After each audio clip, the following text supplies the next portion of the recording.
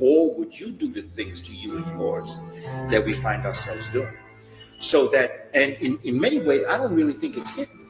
It's there. It's just that they're not allowing us to understand.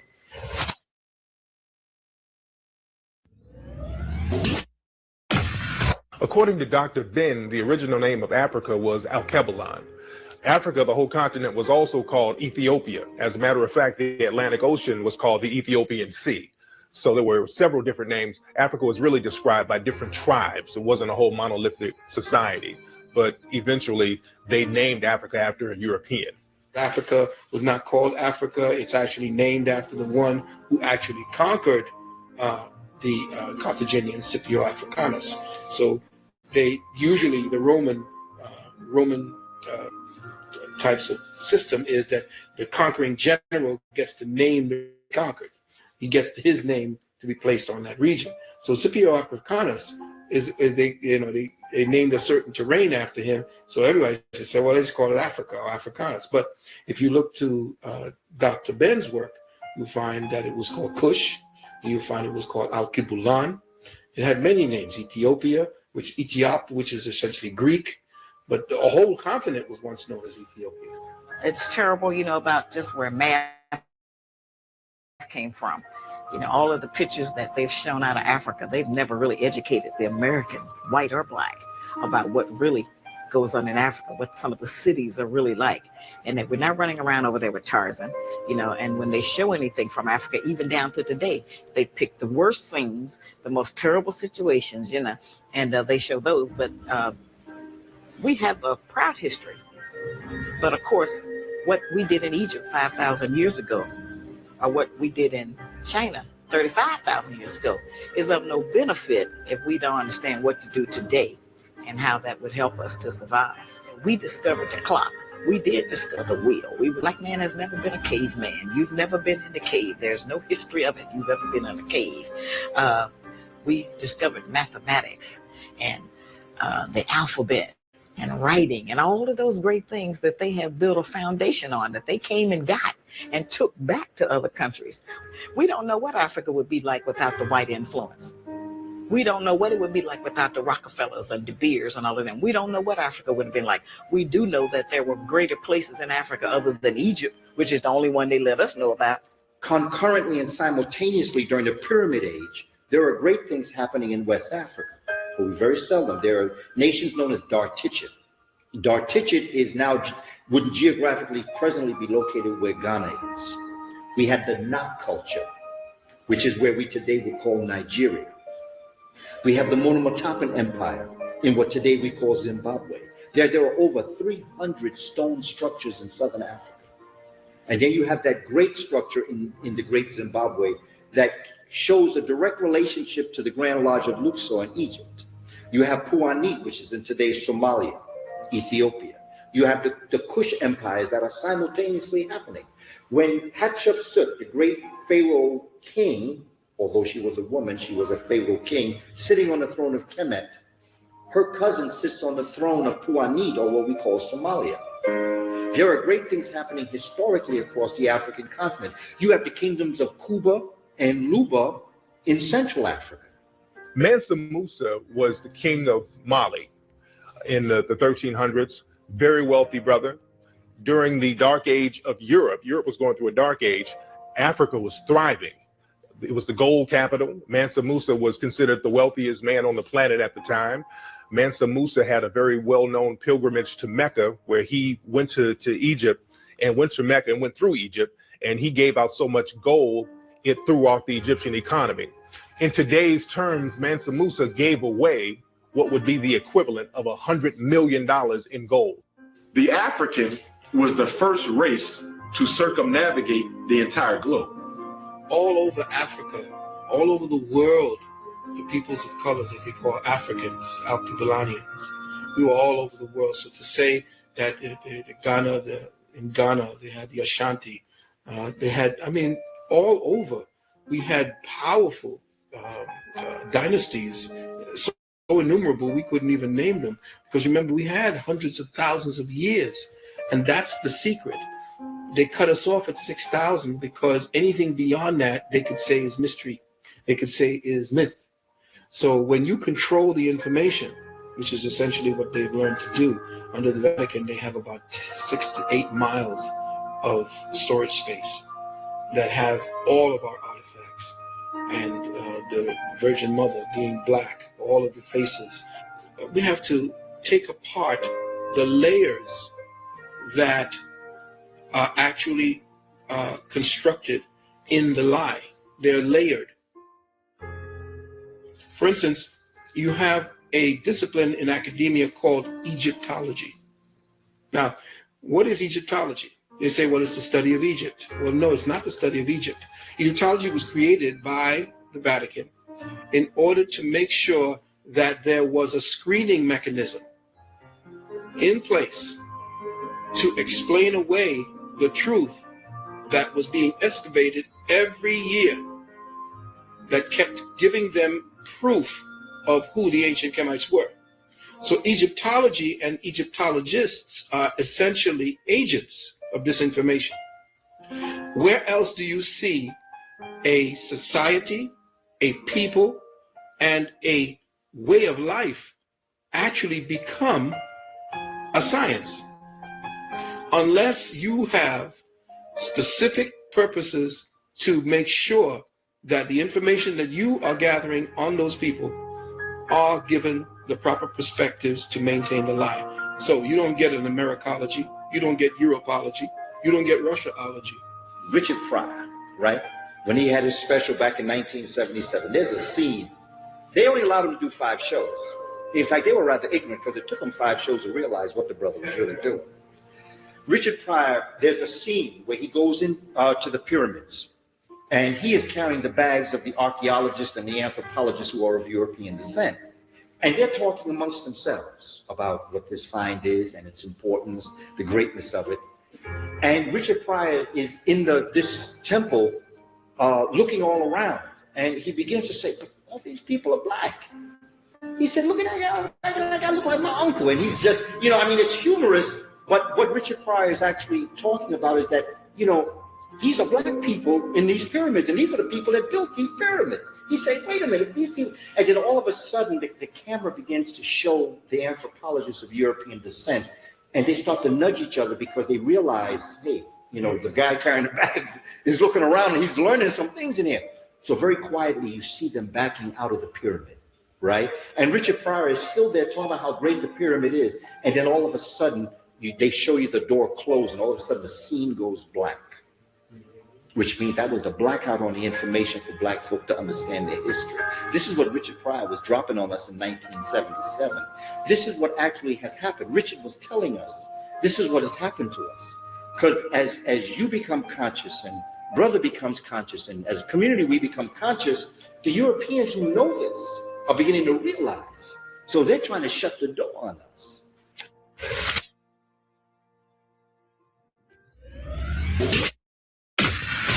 African people established the first dynasties in Asia.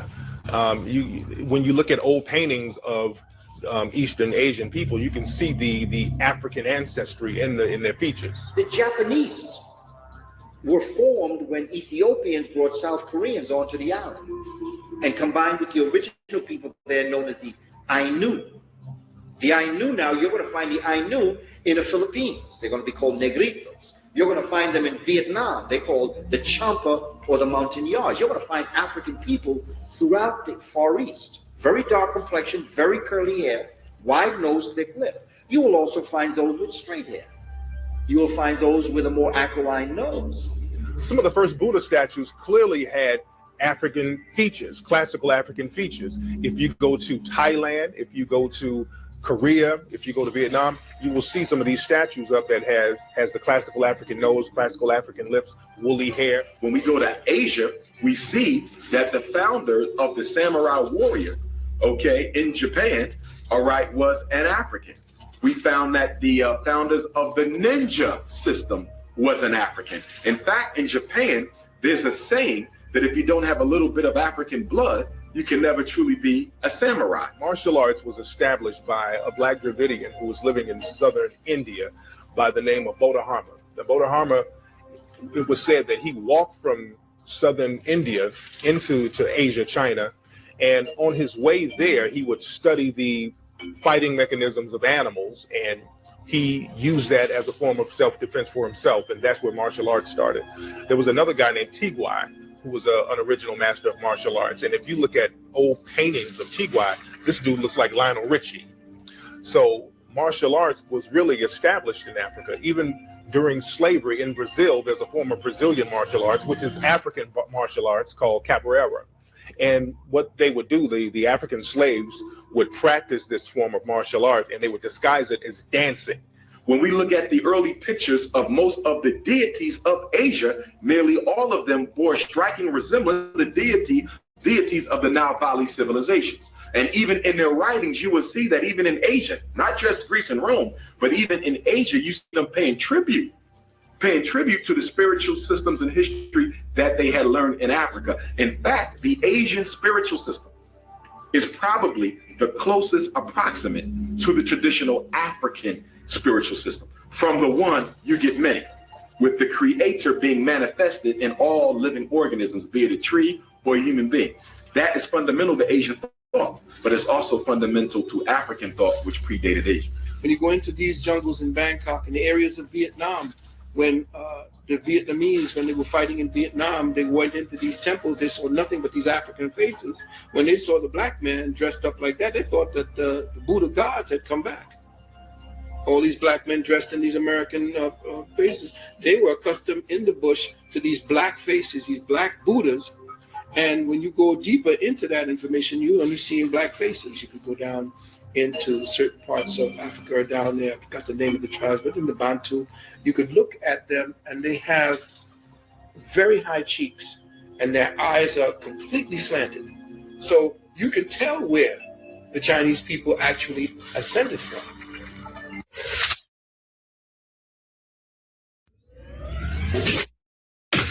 It's just been awful how they've did us on religion. And our people tend to think that even those who feel that they know that white Americans have mistreated us, their grandchildren or great-grandchildren still mistreating us in a lot of ways, they still believe, well, but nobody would lie about God, when that's not true. People who are trying to subjugate another people and turn them into slaves, not just physically, but mentally, then they certainly would try to teach them that God looks like me. A lot of people say it doesn't matter what Jesus looked like, it doesn't matter what God looked like or other deity. But the thing is, if it did not matter what Jesus looked like, why don't they show what the original paintings and pictures of Jesus look like? Why don't they show what the original paintings and pictures of the disciples look like? Because that's very important to know if it doesn't matter. Michelangelo was told by the Pope to put the picture of the Holy Family on the roof of the chapel. Michelangelo said and the Pope specifically told him to make it European. Michelangelo explained to him that there are no models of a European Holy Family. And so he said, you'll think of something, and he did. He used his family. We thought the only guy we had was the one that white people gave us, which was Jesus, okay? And he looked like them. And when we saw them, psychologically, we would transfer that was deity. If it really was unimportant what he looked like, then why didn't he look like some of the majority of the people on earth? Why would he look like the people who are the minority race on the entire earth? We're not the minority. People always ask me, why do the black church not get rid of the white Jesus and put a blue black Jesus in place with a nappy head? Because black people would stop going. Not only did they hide the color of religious figures throughout Europe, they would hide the colors of other very important people, especially royalty in Europe. A lot of old paintings in Europe, they clearly show African-looking deities. They show the Black Madonna and Child. This is all throughout Europe. They show black pictures of Jesus. They show African-looking disciples all over Europe. And everything that you're looking at in the Roman Catholic Church today is the exact copy of what they got from Egypt. The high priest, the regular priest, you got the cardinals, you got the bishops, and then you got the Pope at top. So you had the Pharaoh, you had the high priest, you had the priests, and so you have the same type of categorization of people as they're placed in the temple, but their purposes and what they were telling was different. When racism rose, because racism was a system, And prior to the system of racism evolving as a necessary instrument for the maintenance and protection of the European genotype, Europeans, for many intents and purposes, I would say just about worship African people. First 3 popes were black. You had one named Saint Victor. You had one named Saint Gelasius. You had one pope named Saint Matthiades. There was another brother named Saint Benedict, who was a patron saint in Europe, well known throughout Italy. Militatus was a black pope. Militatus was the pope during the Council of Nicaea. And we've had these brothers who were worshipped throughout Europe and Italy, and we don't talk about it in America, but they're well known in Europe. You have one brother, Saint Maurice, who's a well-known martyr and a religious figure throughout Europe, and you see his statues all over the place. Many of those who early on helped to formulate what is modern day Christianity in Greece and Rome were also African. When you look at Christianity, you're dealing with the Amen priesthood that's coming directly out of ancient Kemet. You're dealing with the rites and rituals of Osiris, the passions of Osiris, the idea of the resurrection of the dead, and his son coming forward, Heru, as his living testament to his life. Aset, who the Greeks call Isis, is the essence of who Mary is. Nebetet, who is her sister, is who Mary Magdalene is. So that when you look at Christianity, I mean, even when you look at the word Chris or Charas, you're dealing with Chares. Cha means spirit and res means to rise. The Romans learned the Passion of Osiris through the Greek, and the Greeks learned it through the Kemites or the Africans from Egypt. So that it was just a retelling of the same story, superimposing things that they thought they knew. And that becomes what we today call Christianity. Judaism, that is Atanism. That comes directly out of the river, Hapi or Nile. And that is why Moses himself was said to be initiated into the priesthood of ancient Egypt. In fact, today, if you were to go to Africa and talk to the children who've been Christianized, they will tell you that their ancestors covenanted with devils, and this is why black people are in the condition they are today. So turn to Christianity, and of course you turn to the oppressor's religion, and then you eat the gruel that they give you, and at the bottom it says Jesus saved you. Of course, you're conditioning that person for another 1,000 years. The falsehood of Christianity has taken a toll on black relationships, because really when women are taught, or women and men, but when you're taught as a female that God and Jesus is white, you're going to look at whites as somewhat of a savior figure, and you're going to look at the men in your life a little differently. Try to just work on that more. We need to stop going to church every Sunday trying to get along with them and try to get along with the people at home. Some people leave home mad, but they go to church and go in there, and then they love the pastor and they love Jesus because there's no accountability. Jesus ain't gonna say, pull your dress down, come in off the street, go clean up the house. You know, Jesus ain't gonna tell them that. And if he do, they ain't gonna listen to that.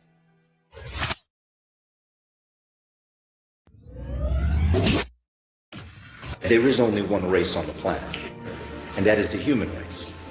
And because of biological climatology, this race was born, nurtured, sustained, civilized, educated in Africa. And Dr. Clark teaches us that after they got their show together, then they took it on the road. The origin of the name Europe comes from a Phoenician goddess named Europa. So the origin of the name Europe has an African origin, because the Phoenicians, we're still dealing with black African people, the Canaanites and all that. When we talk about Phoenicians, we're still talking about black folks. The first Europeans were a group of Africans called the Grimaldi, who had migrated from Africa to Europe between 40 and 60,000 years ago. And in the process of evolution, many of them lost the Africoid genotype and phenotypical features, and then went on to look more European-esque. You even see in pre-racist Europe, Africans and Europeans living side by side. In fact, a lot of European families have an African background that they don't like to acknowledge. Queen Charlotte, she was a woman of African descent. This is well known throughout Europe. There was another guy, King Charles. Many people say that he has an African origin as well, that he has African ancestry. King Charles was referred to as the black boy growing up because he was so dark. And they have pubs over in Europe now called the Black Boy Pub or the Black Boy Inn, which refers to King Charles. There's also knowledge about King Charles being a descendant of the De Medici family. The De Medici family out of Europe, out of Italy, they're known to have that African bloodline as well. One of the De Medicis, Alessandro de' Medici, who was a ruler in Italy, you look at pictures of him, this dude looks like Ryan Leslie. So you could see that African bloodline running through a lot of these people of royal descent. There were blacks in Scotland. There was one black Scottish king named Kenneth the Dove. There are figurines of and carvings of black Scots. The Celtic Druids was the African priesthood that had gone into Europe and had inhabited the islands of what we today call Ireland, inhabited what we today call so-called Great Britain, Scotland, and Wales. It inhabited Holland, inhabited Denmark, was all up in there.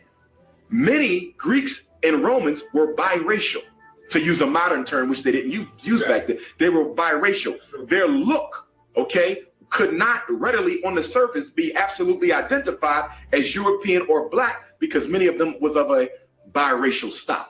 Hannibal Barca, the great military genius, he comes from an African background. In a lot of movies and on television shows, they will try to Europeanize and whiten up the image of Hannibal Barca, but he was definitely a man of African descent. There are even coins throughout Europe and North Africa of Hannibal showing him. Many historians say that there's a coin of a black man and there's an elephant on the other side, and people say that that is Hannibal. Yes, Hannibal Barcas was one of the greatest warriors that ever lived. And what he did, what he accomplished, is now still a matter of study in all of the world's military colleges. What he did by bringing together, he had the power to bring different factions together. He had different the Celts. He had the African horsemen. He had different types of armies. So when he went against Rome, they didn't know who to fight because there were so many different styles of warfare. And when you had such a genius and a brilliant man at 22, actually orchestrating after his father, of course, taught him everything that he knew, brought him on campaigns to teach him. He came back and actually took his father's genius to the next level. Septimus Severus was African, and he was the one that actually took the fight, took the Roman fight up north into England. The Russian language that we know today can be attributed to a black man named Alexander Pushkin. He created the modern Russian language because they were speaking French and other types of language there. Had it not been for someone like Alexander Pushkin, Russians would be speaking French today. A lot of people say that people like Leonardo da Vinci and Sir Isaac Newton, they created a lot of inventions in Europe, but a lot of their inventions can be attributed to the African presence that was in Europe because there was a strong African presence and they were bringing in science and mathematics. So that's where all that came from. Leonardo da Vinci, Galileo, you know, all of them studied with African people. They didn't come up with this. And when people talk about Leonardo da Vinci, the only question that I have as it relates to Leonardo da Vinci is who was his teacher? Who taught Leonardo da Vinci brain anatomy? Who taught him about the airplane? Who taught him this? Tell me who was his teacher. They can't tell you who the teacher is because if they told you who the teacher is, they would have to tell you they were black.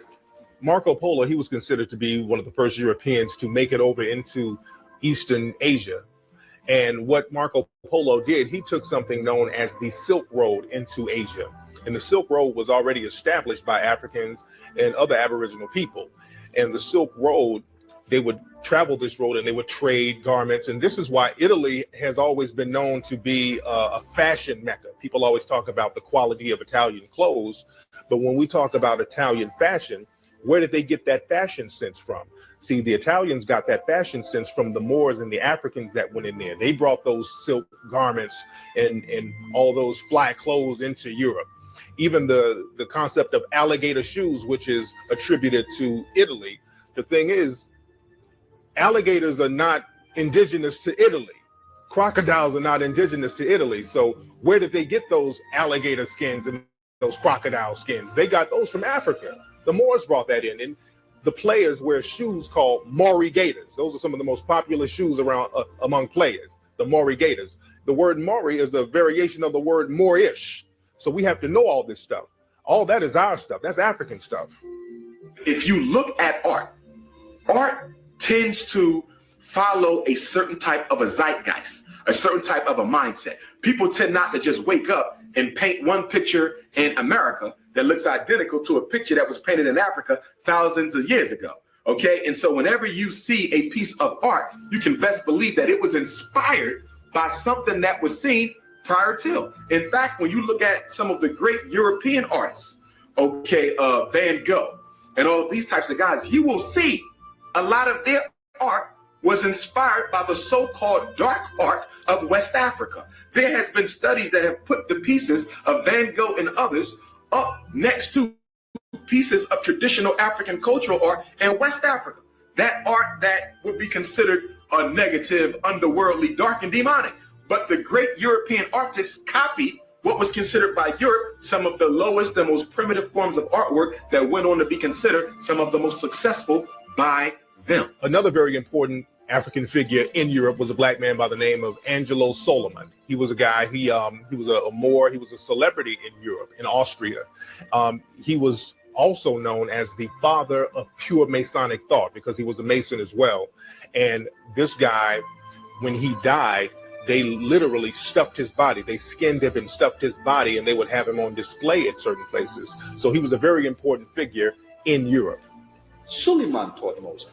Who's Suleiman? Suleiman's a Moor. He's an African. Who's Beethoven? Beethoven was Thoven Bey. He was a Moor. His mother was a Moor. Yes. And when he went deaf, that melanin kicked in. The inner eye kicked in. He heard music better when he was deaf than he heard it otherwise. There's also another myth that he cut the webbing of his hand down to the bone so that he can get a better stretch. So there are some of the 32nd chords that he has, he plays that most people can't play. They need like two people playing. That's why some people, in certain instances, you see two people playing Beethoven, two pianos playing Beethoven. That's because of what he did when he stretched his finger. Beethoven was called a Moor when he was growing up. Beethoven, there's a book about him called Beethoven's Hair because people were so infatuated with the texture of his hair. So that African bloodline runs real deep throughout Europe. And again, he was called a Moor, and the Moors were very important throughout Europe. And it's funny, the importance of the Moor was so deep in Europe, but we rarely hear about them in history books today.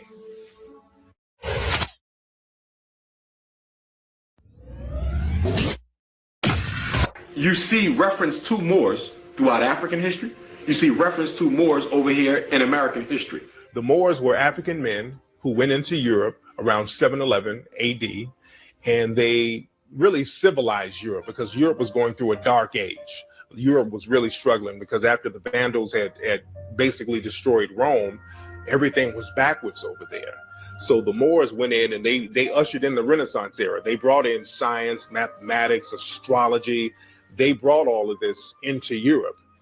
They are bringing in hot and cold running water. They are bringing in concepts of what we call a cosmopolitan city. They are lighting the streets by lamps in Cordova. You know, they build an entire city where the streets for miles you could walk with lamps that lit the street at night. And they had raised sidewalks where people could walk. The kings and queens of Europe lived in barns. Nobody wants to admit that.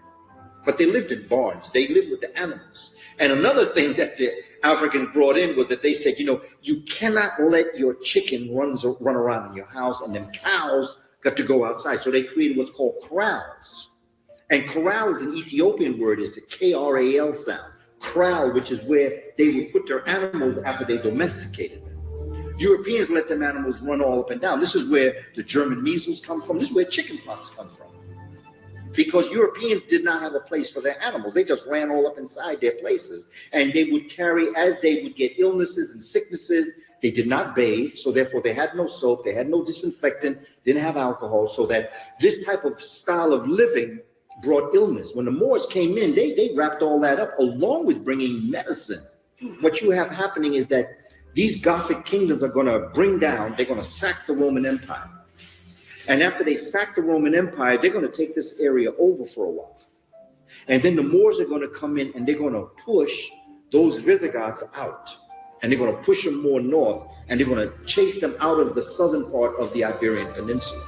And that's where the Moors are going to inhabit from 710 until 1492, January 2nd to be exact, when the last great king, Boabdil, was chased out of Granada. The term Moor started to become interchangeable with the term black, because it was basically the same thing. But when the slave trade started, they tried to objectify black people, Moorish people. So they would use the term interchangeably, and they would just switch on to calling people black. But if you look at a lot of old documents, there's even slave ships called Blackamoor. If you look at slave records, there was even a boxer out of Virginia who was very popular in the early 1800s named Tom Molyneux, and his nickname was the Moor.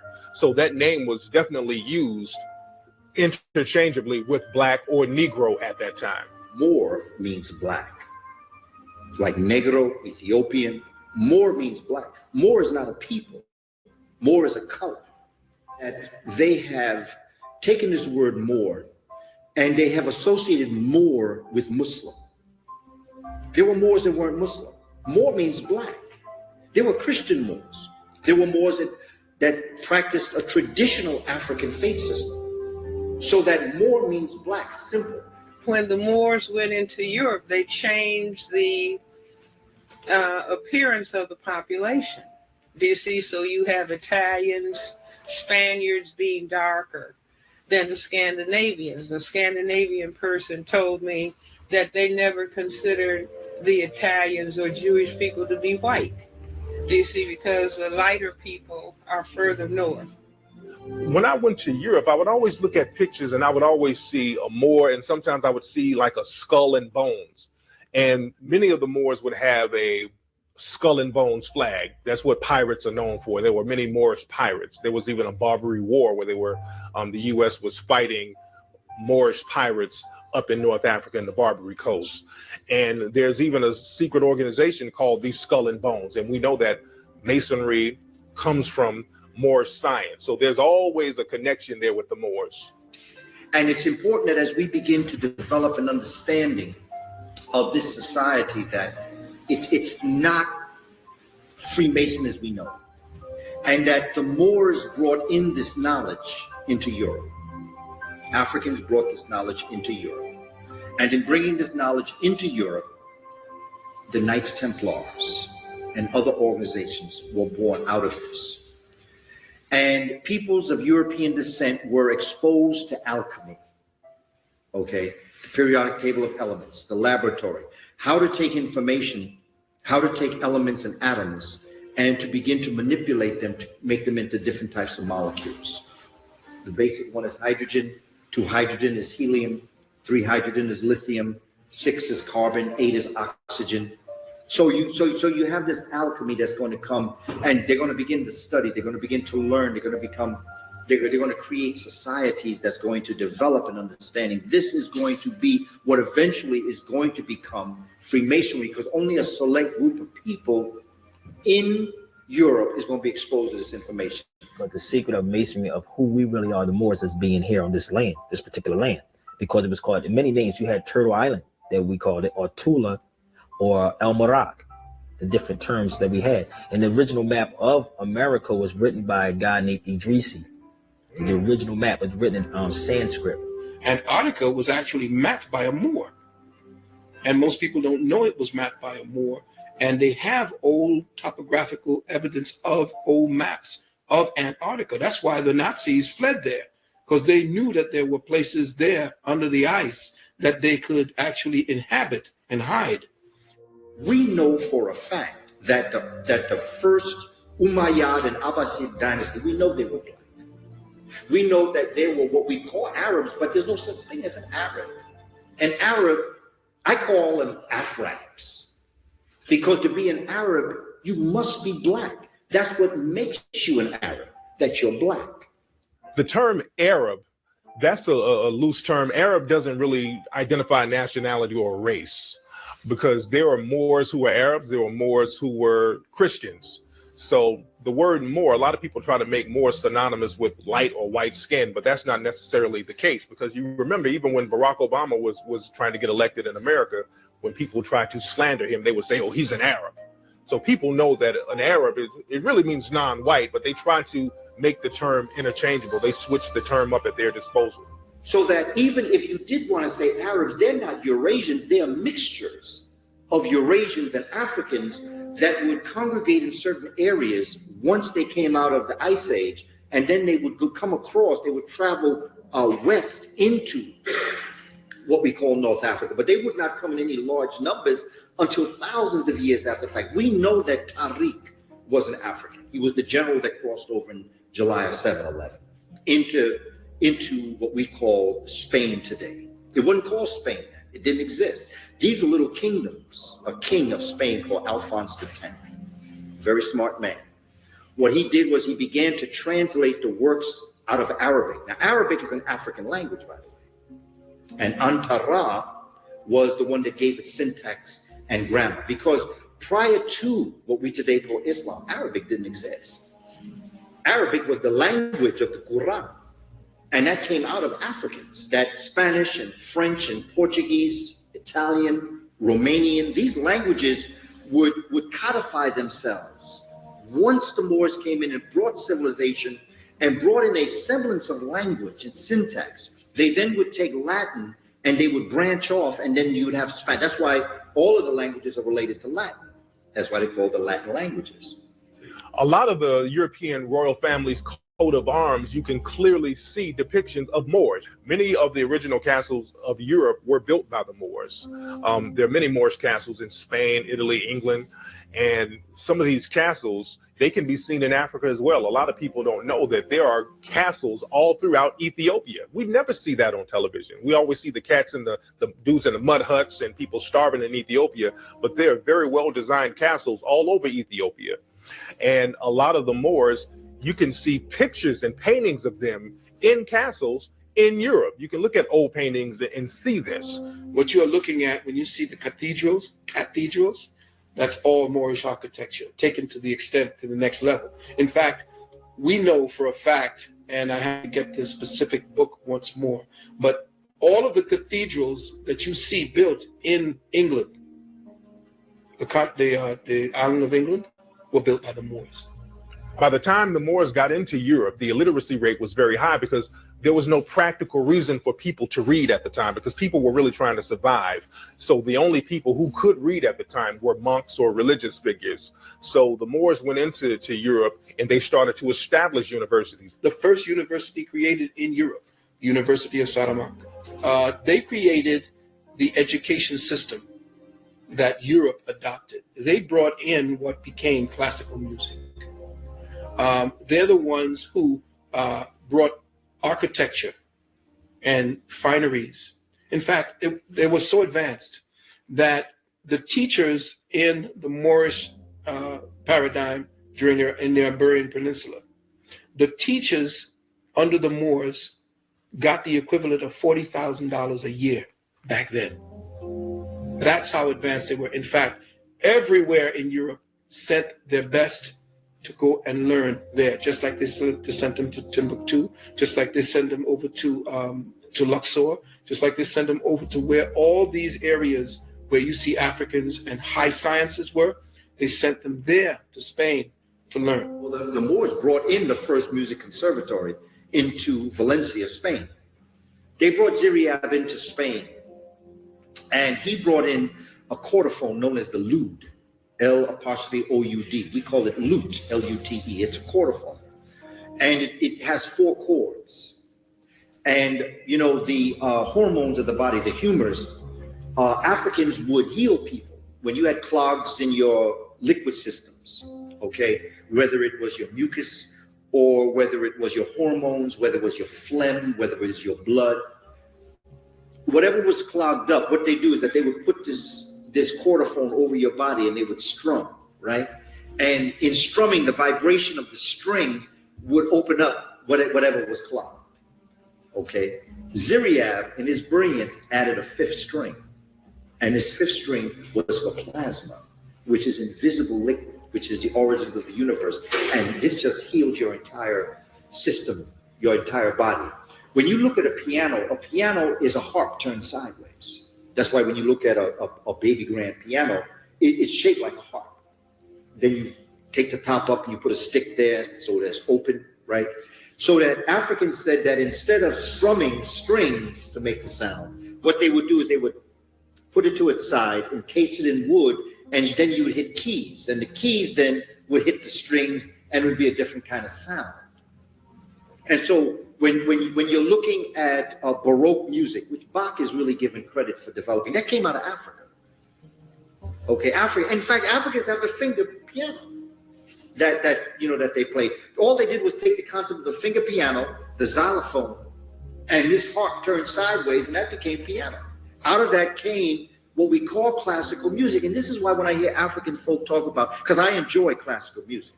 I play classical music. I enjoy listening to classical music, but that's black music. That's soul music.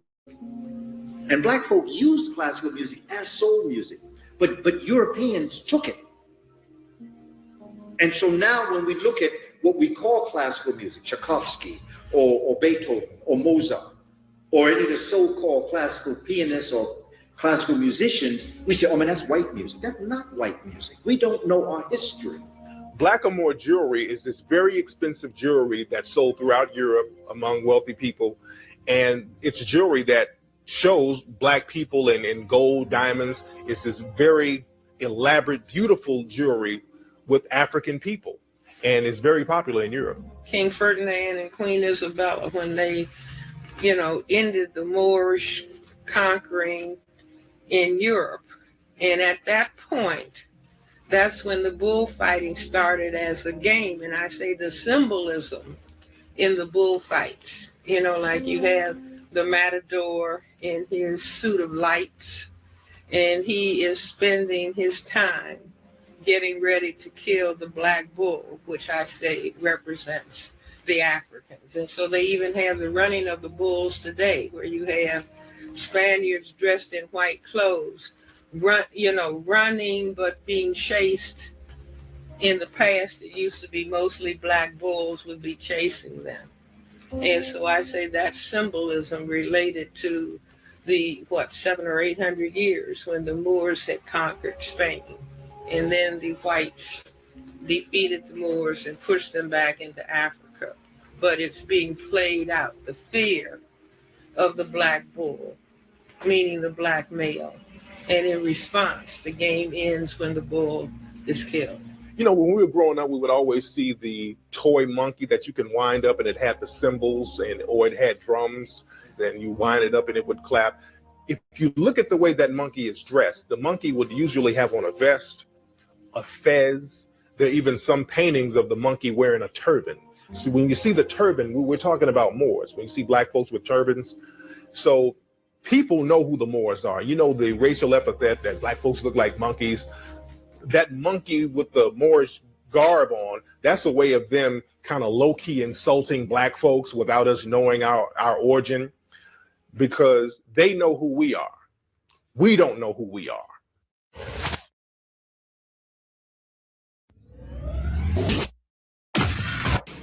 The reason why we don't understand Native American history, we don't understand the African presence in America, we don't understand culture, is because when we study in our textbooks in America the presence of Native American people, we study the 13 colonies. And then we got this Westward Ho thing going on, where we now are meeting the indigenous people as the European met the indigenous people.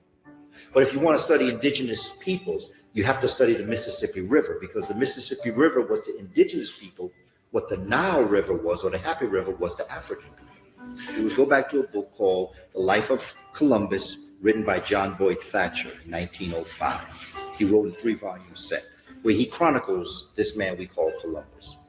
Cristobal Colon was a very shrewd individual. He was Spanish and he was Jewish. He was Sephardim. And he is involved in traveling to Africa with the Moors in the 1400s. We find him on the coast of West Africa, between West Africa and the Canary Islands in 1482. He's involved in the enslavement trade with the Portuguese. That's why the great majority of Africans that find themselves in this part of the world, the great majority of them are in Brazil. For every 100 Africans stolen from Africa, 38 of those 100 are in Brazil. Brazil is the largest African community outside of the African continent. So he was already in Africa. He came from West Africa. He was in West Africa when he found out that the Africans had a way to get to this point. In fact, from southern parts of Africa towards the mid-continent, there was a way to get to America in half the time because there was a current called the River Jordan. That wasn't his first time here. He came in many times before that. Really? And understood that he were here on this land. See, you got to remember, he didn't never come up to North America. He went to the South America. He never stepped foot up here. And when you study his, I think it's his son's records, his son will actually tell you about these things. His son will tell you who was on the ship and how he saw the same people he saw in Africa over here on this land, and they were Moors. Pedro Alonso Nino, he was one of the chief navigators who came over to America with Christopher Columbus. And many people say if it wasn't for the Moors being on those ships with Columbus, they would have never found the New World of America. There's evidence of many Africans that are on those 3 ships and the other ships that would be, because Cristobal didn't know where he was going. He didn't know the Native American peoples. Even the Spaniards would bring Estevanico, an African, to Spain, and he is the one that's going to cross over Florida through Arizona, through that southern west, and befriend indigenous people because he was a healer. Africans have been going back and forth, engaging in cultural trade and other forms of economic trade way before there was any mention of anyone by the name of Columbus. So his voyage was nothing new for a human being to make. It may have been new for a European, but it was definitely not new for the African. We had already been doing it. In fact, there's maps in some of the museums around the world that show how those involved in the maritime trade would actually get from West Africa. The Piri Reis map was a map that was found by a Turkish explorer named Piri Reis, and the map comprised of longitude and latitude, which was not discovered by Europeans yet, and the map comprised of different ancient maps from Arabia and Egypt. These maps showed that there was a North and South American continent. Africans have already been to America thousands of years. We can track the 18th dynasty of Egypt on the Mississippi River. So we know that there are Africans in America. They are coming back and forth between Africa and America frequently, working together with the indigenous peoples here. And in fact, the indigenous people themselves are now African. That's why when the European came here, he called the indigenous people the red man. You don't get to be red without some brown and black. When the Jesuit priests from Spain and Portugal came over to the Americas and they wrote back, they would classify the Native Americans, in many cases, as Negro. What we know as Memphis, as the capital of ancient Kemet, was over here in the West. See, most people don't know that. And that all of the stories from Cortez, as he states in his book, and all of the diaries of Balboa, and them all actually said that they came into and were confronted with African peoples, especially of the Mali dynasties. When you're looking at the original American people, the Olmec people are a mixture. You're basically going to see them being born in what we call the Gulf of Mexico. They're going to come out of 3 major cities, Tres Zapotes, San Lorenzo, and La Venta. These are going to be where the Olmec stone heads are found. This is going to be where the first temples, pyramids, tombs are going to be found. The Bonampak tribe, that was a group of Aboriginal people living in the Mexico area.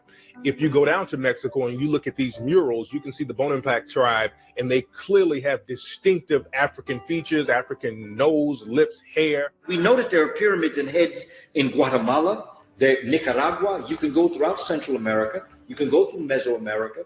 You can go to South America as far as Peru, and you can find the presence of African peoples in this area, in the ancient world, not just during the movement of Africans during the enslavement process, but these are individuals that are going to be here and establish culture in this part of the world. Evidence of Africans in America. He wrote a book, Frank Joseph. Now, this is a man who did not set out to write a book on African presence in America. He just was honest enough to record what he found. He finds coins with African heads on them.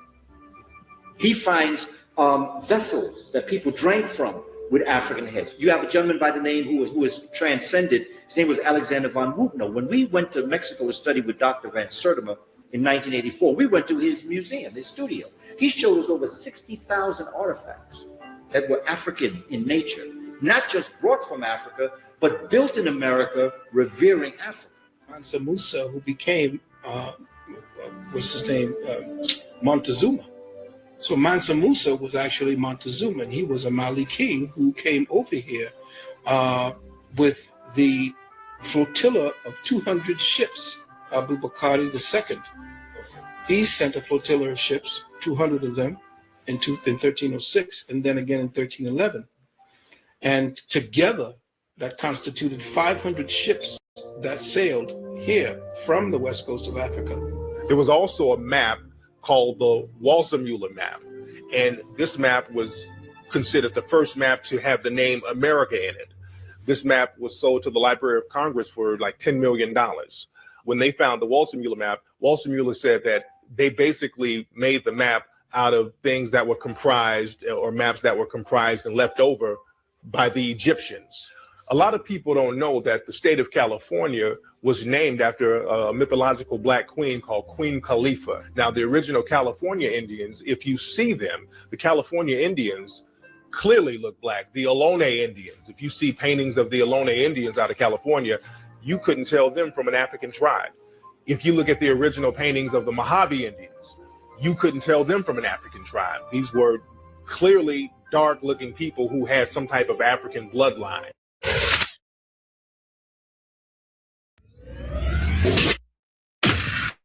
A lot of the founding of America was based on Moorish science. If you see paintings of the inauguration of George Washington, it looked like a Masonic ritual. So again, Masonry is based on Moorish science. So they would have these Moorish advisors around them. If you look at old paintings of George Washington, you will see George Washington standing next to a black man with a turban. And remember, when you see the black man with the turban, that's a Moor. That's not a slave. See, people automatically assume that black is slave, but slaves didn't wear no turbans, because remember, slaves weren't allowed to practice no Islam or any other kind of religion except Christianity. So when you see that turban, that's a black man. And there's a few pictures of George Washington and other people with Moors or black men with turbans standing next to him. When you see that, just know that those are Moors. The Lumbee and the Melungeon people, these were an Aboriginal tribe of people who were living in the Americas, and they came over, and a lot of people act like they don't know where they came from because they were classified as free people of color. And there were other groups called red bones. This is where we get calling a light-skinned person a red bone. These are old terms, and these people had come over before Columbus. They've been over for a long time. And again, the Melungeons were almost classified as black or Negro, but they called them free people of color. And in some circles, they did classify the Melungeons and the Lumbees as Negro. Abraham Lincoln's mother came from a Melungeon background, and people were very aware of this back then. When they were running against Abraham Lincoln in the campaign, his opponents would use that information and try to use it against them. Because remember, back in those days, in order to insult somebody or in order to stain somebody's image, you just had to say they were Negro, or they were mixed with a Negro, or they had a Negro background. And they would do that with Abraham Lincoln. There's old pictures and newspapers of Abraham Lincoln dressed up like a Moor. They would call him Abraham Africanus. Benjamin Banneker, he was a black man who created the first known almanac. He helped design the city of Washington, D.C. He was a descendant of the Dogon tribe of West Africa, very well versed in astrology. Well, his name itself, he was a Moor also. He was the first one that started the almanac. He was a Moor. In fact, there's a book by Charles Cerami on Benjamin Banneker. In fact, what's interesting about Benjamin Banneker is that they trace his ancestry back to the Dogon people of Mali. That what Benjamin Banneker is best known for is his knowledge of agriculture and astronomy. In fact, he was the one that wrote the first Farmer's Almanac. Basically, when you're watching your weather report on the news today and they tell you what the temperature was in 1920, that's the Farmer's Almanac. And he was the one that was able to codify, write down how to deal with the earth according to the seasons. See, Benjamin Banneker and L'Enfant were building Washington, D.C. And what society attempts to tell you is that that Benjamin Banneker had a photographic memory, and he did. Not to take that from the brother. But L'Enfant did not build Washington, D.C. because whoever built Washington, D.C. had to have been a master astronomer. Because Washington, D.C., as our brother Tony Browder has shown us, is laid out according to the heavens. But not only did he know astrology, but he had a photographic memory. And he studied the plans of the previous architect and knew where everything was in his head, and finished Washington, D.C. from his head. Well, Benjamin Banneker also was the first one to really bring the clock, as we know it today, to its highest form. The clock that we use was a watch, okay? Now, a lot of folk not going to admit this, but what is that big clock called in London? It's called Big Ben. It's named after Benjamin Banneker. But nobody wants to admit this. During slavery, there was something called the Seminole Wars. There were many slave rebellions in this country that a lot of people don't talk about. In the 1800s, there were really a lot of slave rebellions, and people were very nervous about what was going on, what had gone on in Haiti, because Haiti had made themselves independent by having a big slave uprising. There was the Nat Turner Rebellion in the early 1800s. People were still shook about that. You had the Denmark Vesey. He was going to have a slave rebellion in South Carolina that got foiled, but they had up to 9,000 people ready to put in work. So a lot of people were very nervous about slave rebellions in this country. The Seminole War, it was a war of Native American and Black people mixed together, calling themselves Seminoles, because there's no such thing as a Seminole Indian. A Seminole Indian, it's a made-up term. A Seminole basically means runaway by definition. A lot of Black people were fighting for their freedom. The image of Black people just sitting around waiting on people to free them, that's an image to keep us submissive. It was also not economically feasible because of the rebellions that were going on. See, we're not talking about just slavery. We think of the slavery, and there was a couple of rebellions like Nat Turner, who, by the way, my wife is a descendant of Nat Turner. And they were thinking that it was just Nat Turner. They were burning and destroying, and there was true guerrilla warfare going on. Ending slavery was not the reason a civil war was fought at all. The Civil War was fought to bring the South back into unison with the North and to destroy the economic advantage that the South had due to slavery. They cared nothing about the lives of Black people. They cared nothing about the way that we were treated. They cared nothing about African life. It was not about protecting us because they had somehow waken up and realized that we were human beings too. No, the South was growing too powerful. Capitalism started to rise. But what began to happen is that in capitalism rising, it began to stifle capitalism, because capitalism demands, as an economic system, that people are always trying to rise to the higher. They're competing. Competition fuels capitalism. But if you could buy an African for $300 and then pay somebody for 20 years $300 a year, which would you do? You'd buy someone one time for $300. But that's going to stifle capitalism, because what's going to happen is there's going to be no competition, because what European is going to compete for a job that they could buy an African to do? So the North said, look, enslavement of African people is stifling capitalism. And so the South said, so what you want me to do? They said, well, you got to free your Africans. I said, free my Africans? Well, how am I going to get my money? North said, don't worry about it. We'll take care of it. They said, we don't trust you. No, we're not going to sell we are not going to stop enslaving Africans. We're just not going to do it. North said, but you have to, because it's going to stifle capitalism, and we're going to choke with overproduction without an ability to sell what we're South said, but that's not my problem, because I can sell my raw materials any place in the world. The North said, but then what would happen to us? We have factories. The South said, well, that sounds like a personal problem to me. I don't care what happens to you. North said, but you can't do that. South said, we're going to do that. We're not freeing Africans. I said, you got to free Africa. We're not freeing. In fact, the South said to the North, I'm tired of talking to you. I'm going to secede. I'm not even going to talk to you no more. In fact, I'm not even part of what your colonies are anymore. North said, you can't do that. South said, watch. That started the Civil War. Well, one of the big things that occurred right at the end of the Civil War was that Europeans began to form unions. In fact, the workers' union is an outgrowth of slavery and the Civil War. When it looked like the cause was lost for the Confederacy, white men began to organize themselves into labor forces.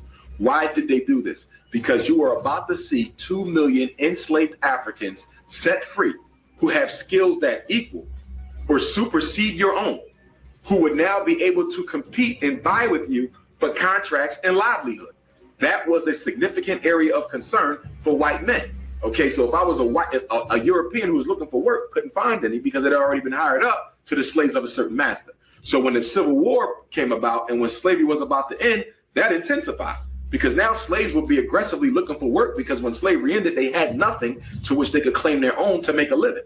So that bothered Europeans and they set up agreements, okay, with those who had industries and those who had stores that you could only hire someone who was white who belonged to a particular laborers union. In fact, some of the first unions were started right here in Pennsylvania. And a lot of black people failed to realize the origin of the union. The union is nothing but a collective force of white people who are protecting jobs for themselves and keeping them away from black people.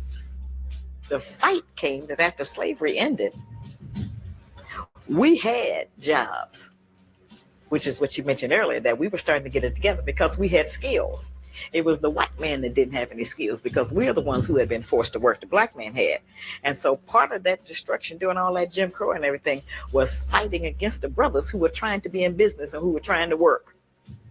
And that fight between the black man and the white man about the construction business has continued down to the day, which is why you could go into a city like Cincinnati and in Philadelphia, where the black population is over 50 or 60%. And the white contractors own 99% of all of the jobs in the city. And that's nationwide. And they've kept us out of it. They've kept us out of the unions. This is what that was. But it was the black man who used to have all of the skills for building. We were the contractors, our people. Abraham Lincoln himself said, if I could keep Africans enslaved to preserve the Union, I would do that. Abraham Lincoln didn't want to free African people. He had to because of capitalism, because he saw what was happening. But look at the mean trick. Let's continue the story.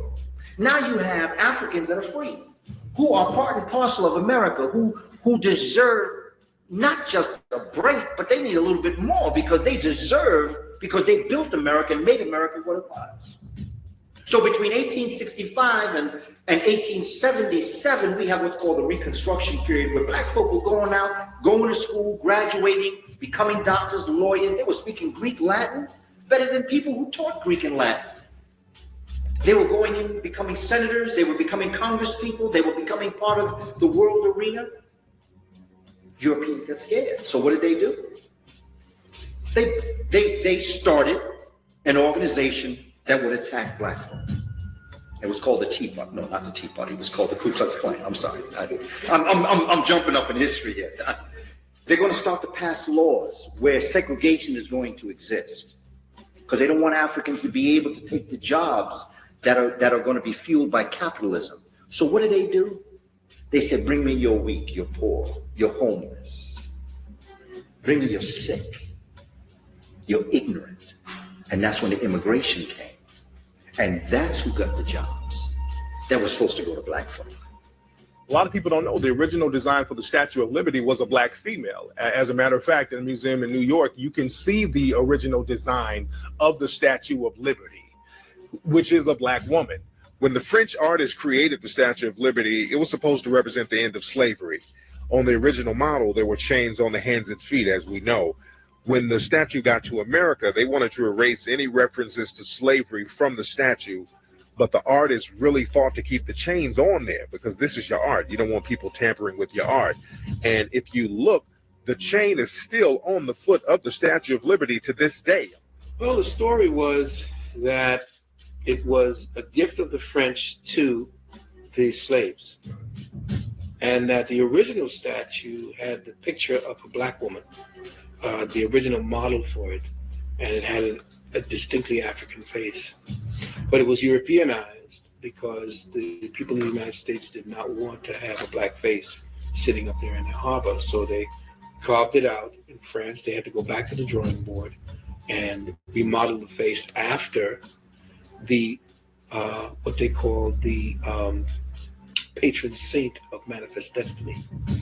So the patron saint of manifest destiny, that's her face on the what do you call the Statue of Liberty, which was transposed from the African face. In fact, you see the patron saint of manifest destiny in the symbol for Columbia Pictures at the beginning of the movies.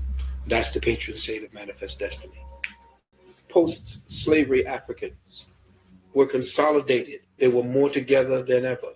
Segregation gave them the necessity, or created the necessity for them to maintain a type of cohesion with each other, no matter if it was infighting. They still had their self-interest and the collective interest. So we didn't know who the enemy was back there. Today, after integration, we don't know who the enemy is anymore.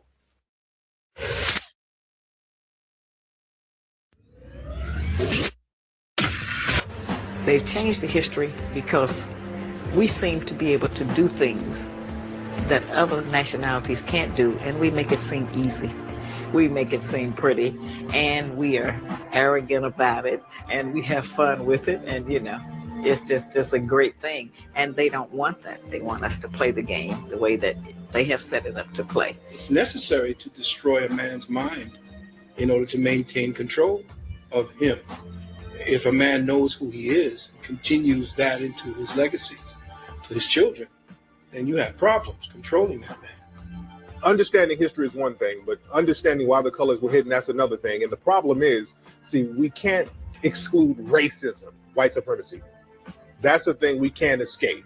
A lot of black folks try to avoid talking about it because it makes everybody uncomfortable, but it's a real thing and we have to acknowledge it. It's a lot of black folks don't really understand racism.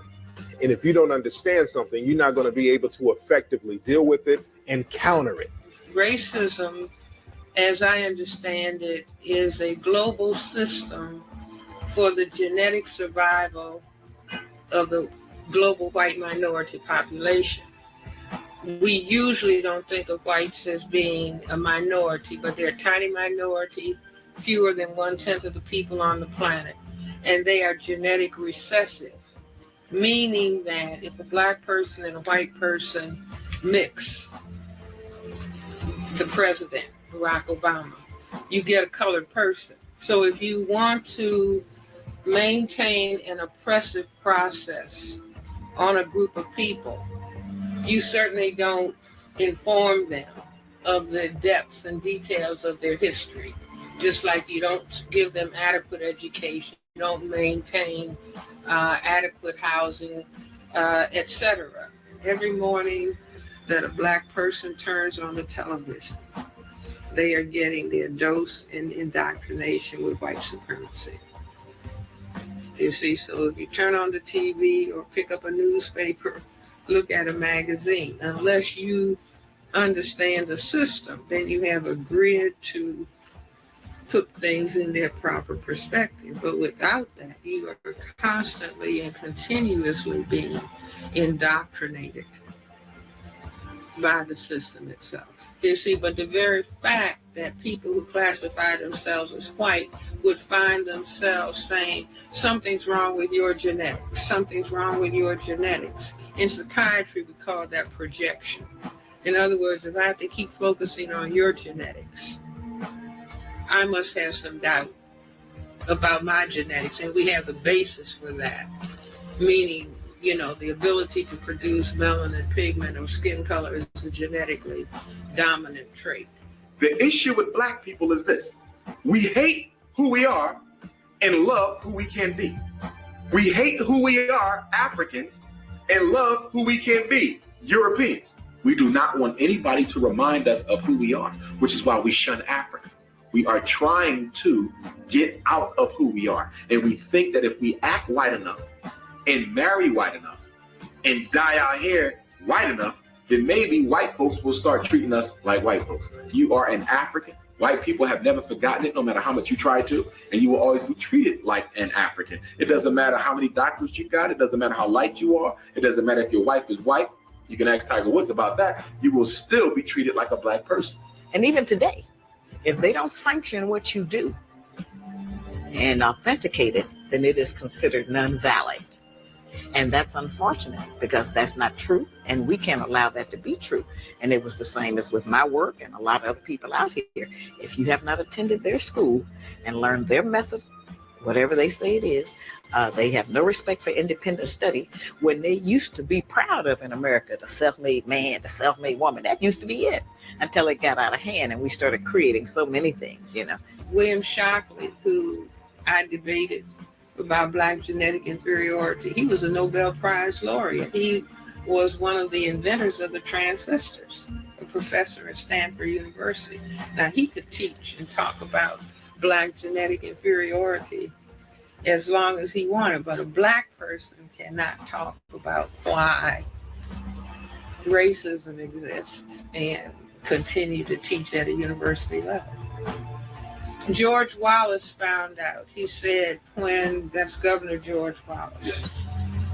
He said when he first went into politics in the South in Alabama, he thought that poor whites, if they would join with Blacks, they would have a great deal of political power.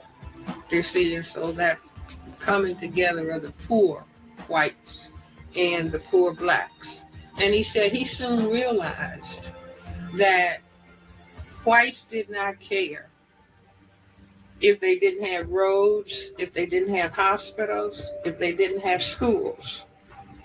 They just wanted to know that they were better than the Blacks. Now, I say that reasoning comes because the deeper concern was genetic annihilation.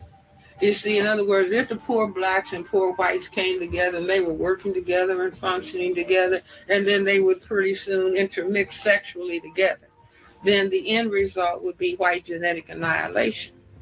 Racism definitely took a toll on Black male-female relationships, especially in the 1960s, because in the 1960s, Black men and Black women, they were doing what they were supposed to have done for a long time, which was fight together against white supremacy, against racism. And they were doing this with the civil rights movement. So what happened, people had to come in and infiltrate and have a divide and conquer strategy between Black men and Black women. In 1964, government came in and they pulled Black women to the side and they started to classify Black women and women in general as minorities. In 1964, that's the first time they classified women as minorities. So they started to give them set-asides and benefits, and then they created the feminist movement, and a lot of sisters branched off into that, and that kind of created a rift because a lot of sisters stopped fighting for civil rights and they started to fight for women's rights, but women's rights weren't being jeopardized in the Black community. Our first priority was racism, and we should have dealt with that first. We wanted to be free. We didn't need any boundaries. Need no man to tell us what to do. Well, we hadn't had no man to tell us what to do anyway. You couldn't tell us what to do in slavery. So who, we didn't really have no fight with you about that. That was the white woman's fight with her man, but we took it on. I want to be free. Ain't nobody gonna tell me what to do. And then women started having babies, what they call out of wedlock, and then that got to be okay too. Oh, it's all right. Once it got accepted by society, all of the rest of the people, then it was okay then to just have a baby. In fact, I don't even want him for nothing but to just have a baby. And then we started saying, well, I'm gonna be the mother and the father. All kind of nonsense. And so what happened was that movement, and there never was a sisterhood in the women's liberation movement between the Black woman and the white woman. Because you have to understand, in the tactic of the art of war, when you want to destroy a stronger enemy, you have to get rid of the cultural perspective of authority. So what do? You have to destroy the man in the society. And that's exactly what they did. I talk about this in my book. You have to destroy the masculine principle, which is the head of the family. That's part of it.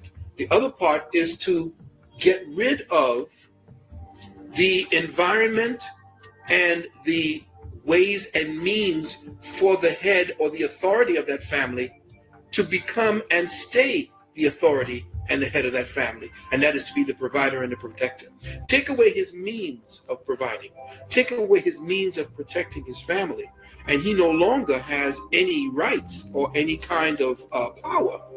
So when you have done that, you have now undermined the glue that keeps a family together. Men don't have to be men anymore. So what's the best thing to do? Since you're giving so many favors to women, I might as well be a woman, or at least act like one, and therefore I'm no longer, as Dr. Francis Cress said, I'm no longer a threat. If whites are involved in their genetic survival and they are threatened by black male masculinity, then it will occur, I have to reduce his masculinity. Yeah, we just recently had the president at Morehouse have to say the male students cannot wear high heel shoes and dresses and carry purses. So something is happening, again, within the total context of a system of racism, white supremacy. Neely Fuller, who wrote the textbook for victims of racism a number of years ago, in the late mid-70s, he used to say in the system, because he was the first person to talk about racism as a system, and he said that as the system of racism, white supremacy moves on, the system is going to have black men wearing dresses. Now, to hear that in the 70s, people said, oh, this is way out. And here we are. Do you see, there's some black pediatricians who are saying we are developing epidemic levels of the effeminization of young black males. Well, I say the pants sagging down is just a subconscious invitation for homosexuality. You see, it's revealing the buttocks. See, so the pants are getting lower and lower and lower. The next step is to step out of the pants altogether. And so you step out of the pants, you're going to put on a dress. The effeminization is an essential ingredient of white genetic survival. And the only thing that can prevent it is black people becoming conscious or becoming determined that this is not going to happen to them, because if the black men are destroyed, then the black people are gone, and we have the state of genocide. They always have in the media that black children inherently have lower IQs. They always show these studies of black children's IQs being lower, but what they leave out is that African immigrants, they come over to America and they outperform everybody else academically, including Asians and including whites. Because first of all, IQ is so culture-based. I mean, IQ doesn't exist. And the evidence of that is just look around you. Because if that's the case, Europeans ain't doing that great either. Because compared to the world, out of 166 countries that was tested, the United States of America, European American students, there was only 12 countries did worse than the United States of America. So IQ has nothing to do with that. That's a lot of game. First, the concept of IQ, the intelligence quotient, comes out of Germany during the rise of Hitler. It was a German white man by the name of Wilhelm Stern who created the intelligence quotient for population extermination reasons. He was later rejected and put out of Hitler's camp, but the IQ is an invention of Nazi Germany.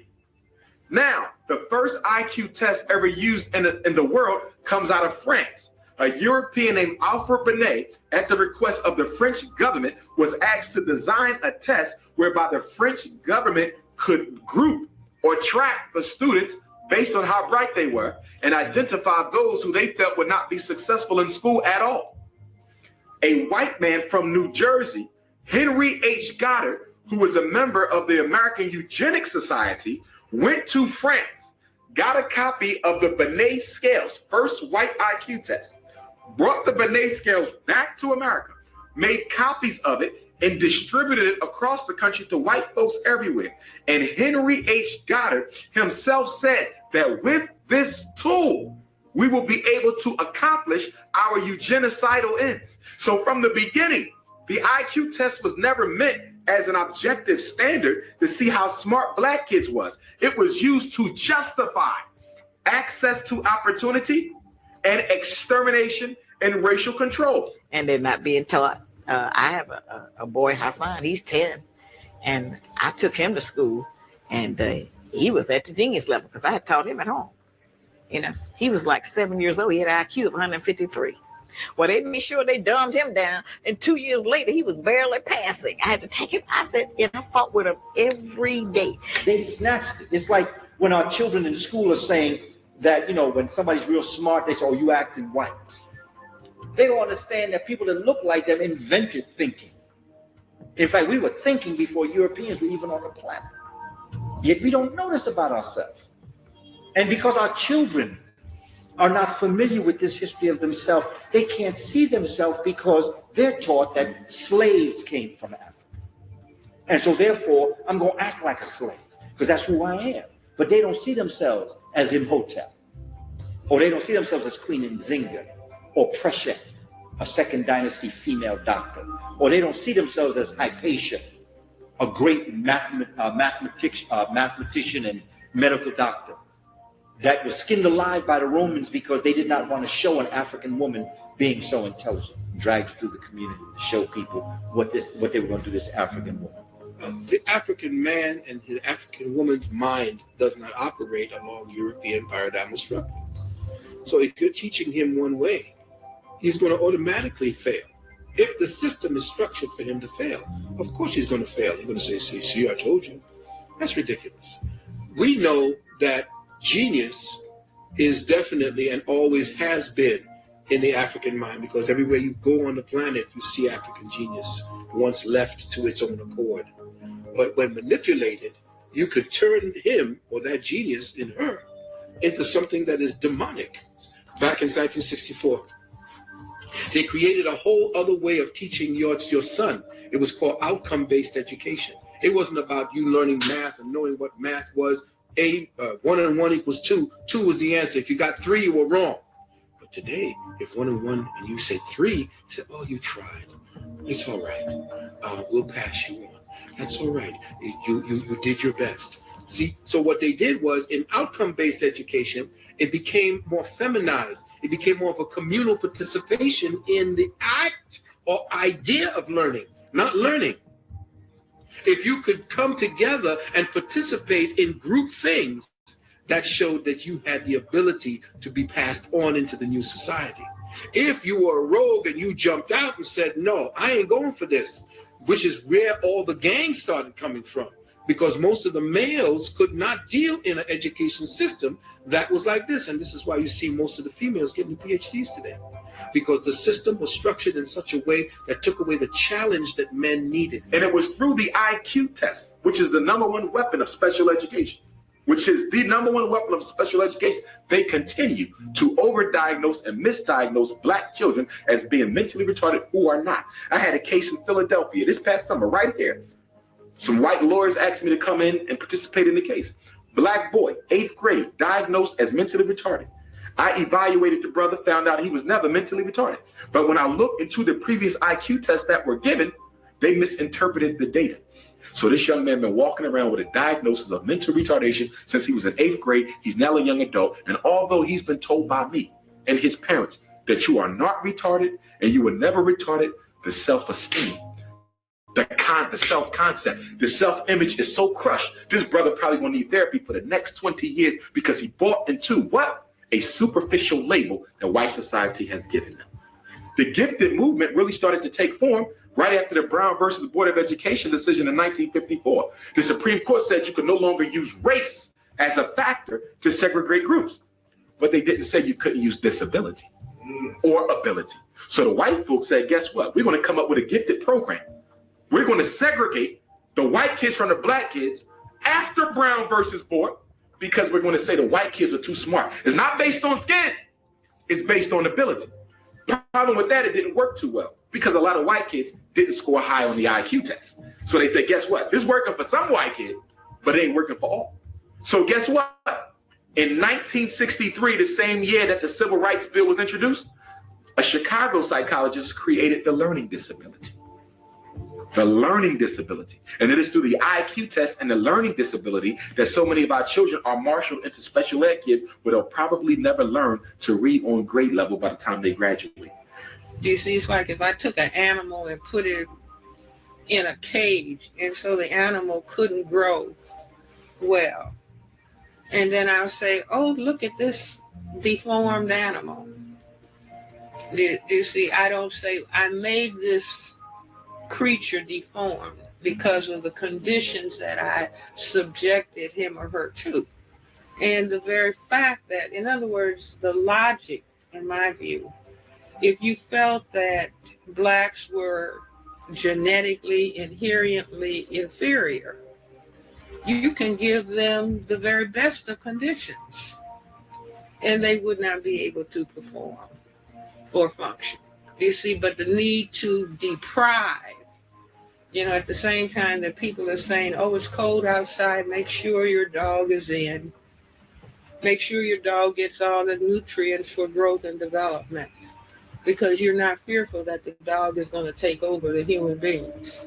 You see, but once you start depriving, systematic deprivation, it means, well, I must be afraid of these people maybe overtaking me if I allow them the same conditions, opportunities that I set forth for myself.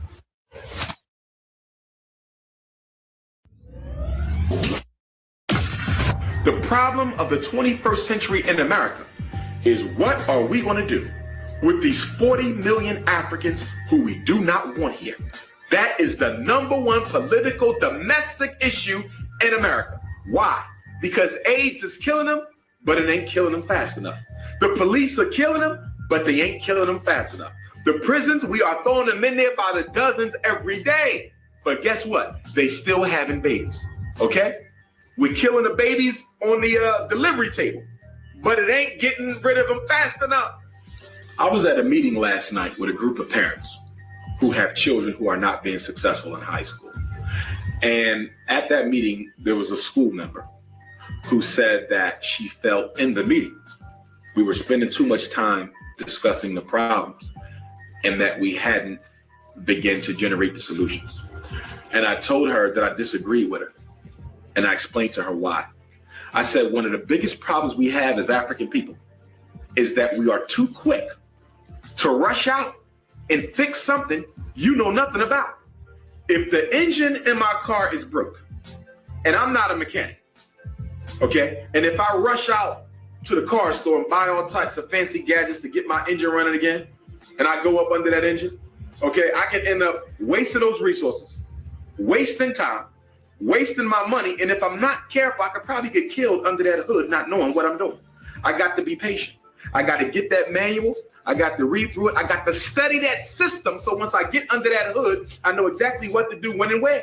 Problem with black folks is nobody is patient enough to investigate the problem fully, to make sure we understand it, so when we go out to fix it, we don't lose any lives unnecessarily, any resources unnecessarily, any time or money unnecessarily. Black people have to understand, I had to say first stage, we're not going any place until we understand what we're dealing with. And this is the weakness of our position now.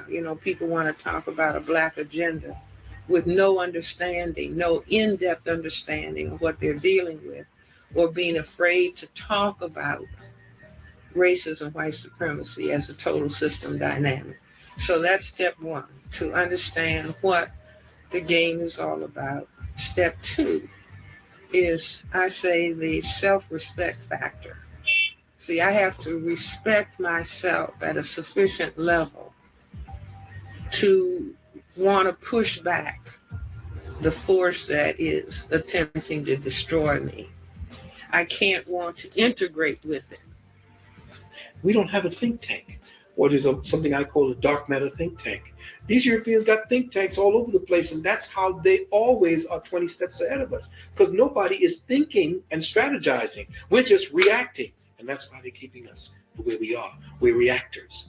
You see, we are not supposed to be reactors. We are supposed to be actors, not reactors. We act upon things based upon a consensus thought When we come together and we know the strategy, it's because all of the greater thinkers came together and threshed out this plan, and we knew all of where it's going to fail, where it's not going to fail, how it's going to work, where it will work, where it will not work, and we move from that. We don't have that. That power is the ability to define someone's reality and have that person accept that definition as if it were their own.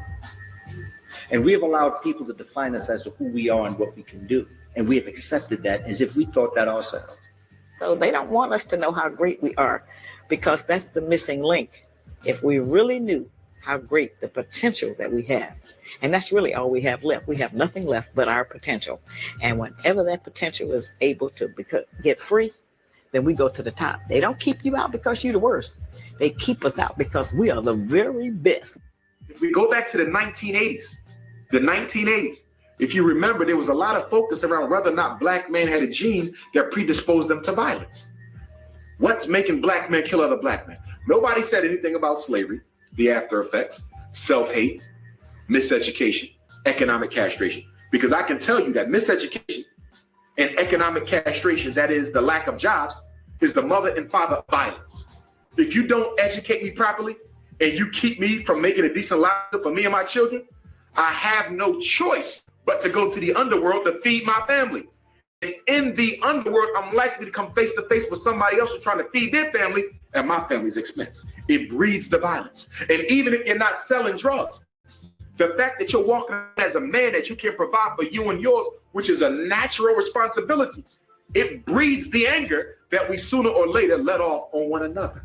And whenever you read a story about a black man killing another black man, they never give you the contextual relevance of what happened. You coming out of the store, I'm walking in the store. I bump you accidentally, you turn around and you kill me. On the surface, I just look like a crazy, angry black man. Nobody's gonna tell you I got fired from a job yesterday for standing up to somebody who called me out my name. Nobody's gonna tell you that I've been putting in job applications for 2 years consistently. As soon as they find out that I've been to prison, they drop me from the job. They don't put it in context. 75% of the violence that's taking place out there by black people is economically based, and nobody's dealing with it. Half the black men in Philadelphia, unemployed. Half the black men in Baltimore, unemployed. Half the black men in New York City, unemployed. But you don't want to tie that to the rise in violence? Everybody knows when there's never enough jobs in society, violence goes up, even amongst white folk. This is what sociologists study. This is the science of criminology. No jobs, violence. More jobs, less violence. You know this. But when it comes to black people, we don't want to put it in context, because we are trying to do what? Exterminate the image. We're trying to get people to see black people as an unnecessary hindrance to the progress of humanity. If you end up with a critical mass of non-white people, all of whom, all over the planet, who have been oppressed by racism, white supremacy, if they begin to understand the white motivation, do you see? So they're no longer acting in a way that allows white supremacy to be maintained by black people, as long as we're killing each other, destroying ourselves. Do you see? Or say, if you're learning, you're acting white, and so we don't want to do that. These are all dysfunctional behaviors. If we begin to really understand racism, white supremacy, what it is, how it works. It's not a question of, hating white people. That's a waste of energy and a waste of time, but we would no longer be behaving in a way that makes white supremacy comfortable to exist. So we keep talking about, our mantra for over 75 years has been, we gotta have unity. We gotta have unity. No, we don't. We don't have to have unity with each other. We just need to get the same idea. And the other thing is that our educators can't decide on what is the history.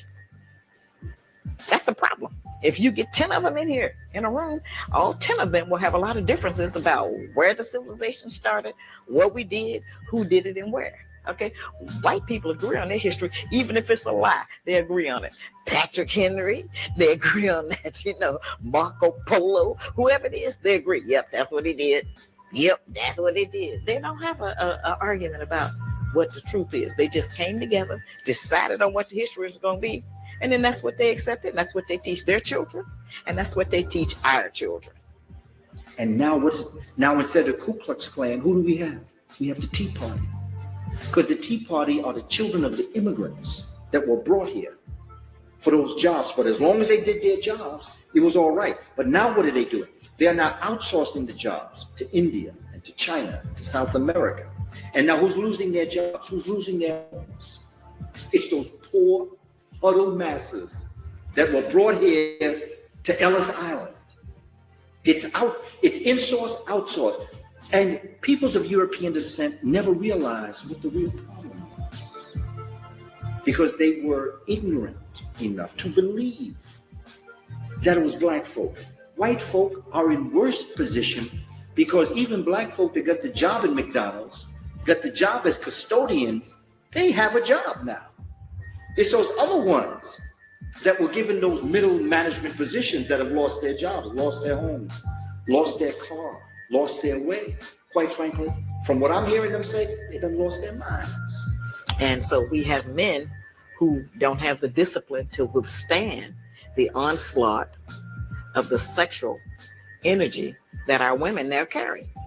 Most of our women don't get along with a black man unless he's laying down. Once y'all stand up, we going back to fighting, but we get along with you in the bed. And I tell them, I say, we have to learn how to get along with our man more than just in the bed. And there has never been a civilization where the children grew up to be successful when the man and the woman were at odds with each other, like the black man and black woman in America, okay? The fact that we can't get along is demonstrative by the situation, the condition of our children, especially our daughters. Our sons are acting like daughters, okay? They're not gay. They just have the feminine emotional mechanism because they've been around too many women, have been raised by women, and heard so much negative things about a black man, about being a black father. Food, clothing, and shelter. Until you get food, clothing, and shelter, you will never get the attention of the masses. What made Marcus Garvey so successful? What made the Honorable Elijah Muhammad so successful? What made the Black Panther Party so successful? Now you're looking at three different ideologies. Mr. Garvey's Pan-Africanism, Elijah Muhammad's black religious nationalism, the black socialism of the Black Panther Party. Ideologically, they were different, but all three of them did one thing: provided for food, clothing, shelter, jobs, education, medical care. Every last one of those institutions attempted to build some sort of an independent functioning community with services. We ain't doing that today. We ain't doing that today. And that's why we don't have their attention. They say, why does the church continue to control black people when all they do is sell Jesus and collect money? Why? Because the church does have some services. It ain't sufficient, but they got more than the conscious organizations. The problem with the conscious organizations is all we do is run our damn mouth, but nobody's building. You follow me? We got 1,000,001 books at the bookstore. We got a book for every problem, but the problems are still here. See, we have been content with the information. The information is not enough. It is information plus action. That our schools teach our children the truth. Okay? And we could do that because we pay for the schools. Public education is not free in that way. We pay for it every day. Every time we pay taxes, every time we purchase things, every time we buy insurance, whatever it is, we're supporting all these things. And we have more say so there, but it's difficult to get us to come out to the schools. And the frustration of having children who are out of control is so high that the mothers are glad to send the child off to school and try to give that responsibility to somebody else instead of us taking that responsibility on ourselves. Because of the educational system, we are taught not to trust. And some people want to say it's the Willie Lynch syndrome. You know what I mean? Some people say that. But it's the trust factor with us. We don't look at each other as family anymore because we have been Europeanized, a lot of us, or Westernized. This gives us the impetus to be able to claim who we are as a people. And for us now to go into our schools and teach our children, because if we don't teach them this, look, if I were them, I wouldn't teach this. I'm telling you straight up right now. I would not teach African children to have power over themselves. If they have power over themselves, they don't have to ask you for a job. They don't have to depend on you for a job. They'll make their job. Black businesses are very important because the African-American people, Black people in America are taught to just have good jobs, go to school and get a good job. Black people in America are not taught to start Black businesses. Just like with colleges, most Black colleges, if you notice, they'll have the initials A&M, Alabama A&M, North Carolina A&T. It's A&M and A&T, and that's agricultural and mechanical, agricultural and technology. So those terms were used for black schools because black schools were training vehicles to get black people into the Industrial Revolution. It was trying to teach them how to be very good employees. We have to get out of that mindset of being good employees and learn how to take pride in being good business owners. We have to learn how to be more entrepreneurial. The solutions is that we need to stop begging the job God to find work for us. The solution is that if black people are going to have work in America again, they're going to have to bring back light manufacturing. We're going to have to create something. We're going to have to make something.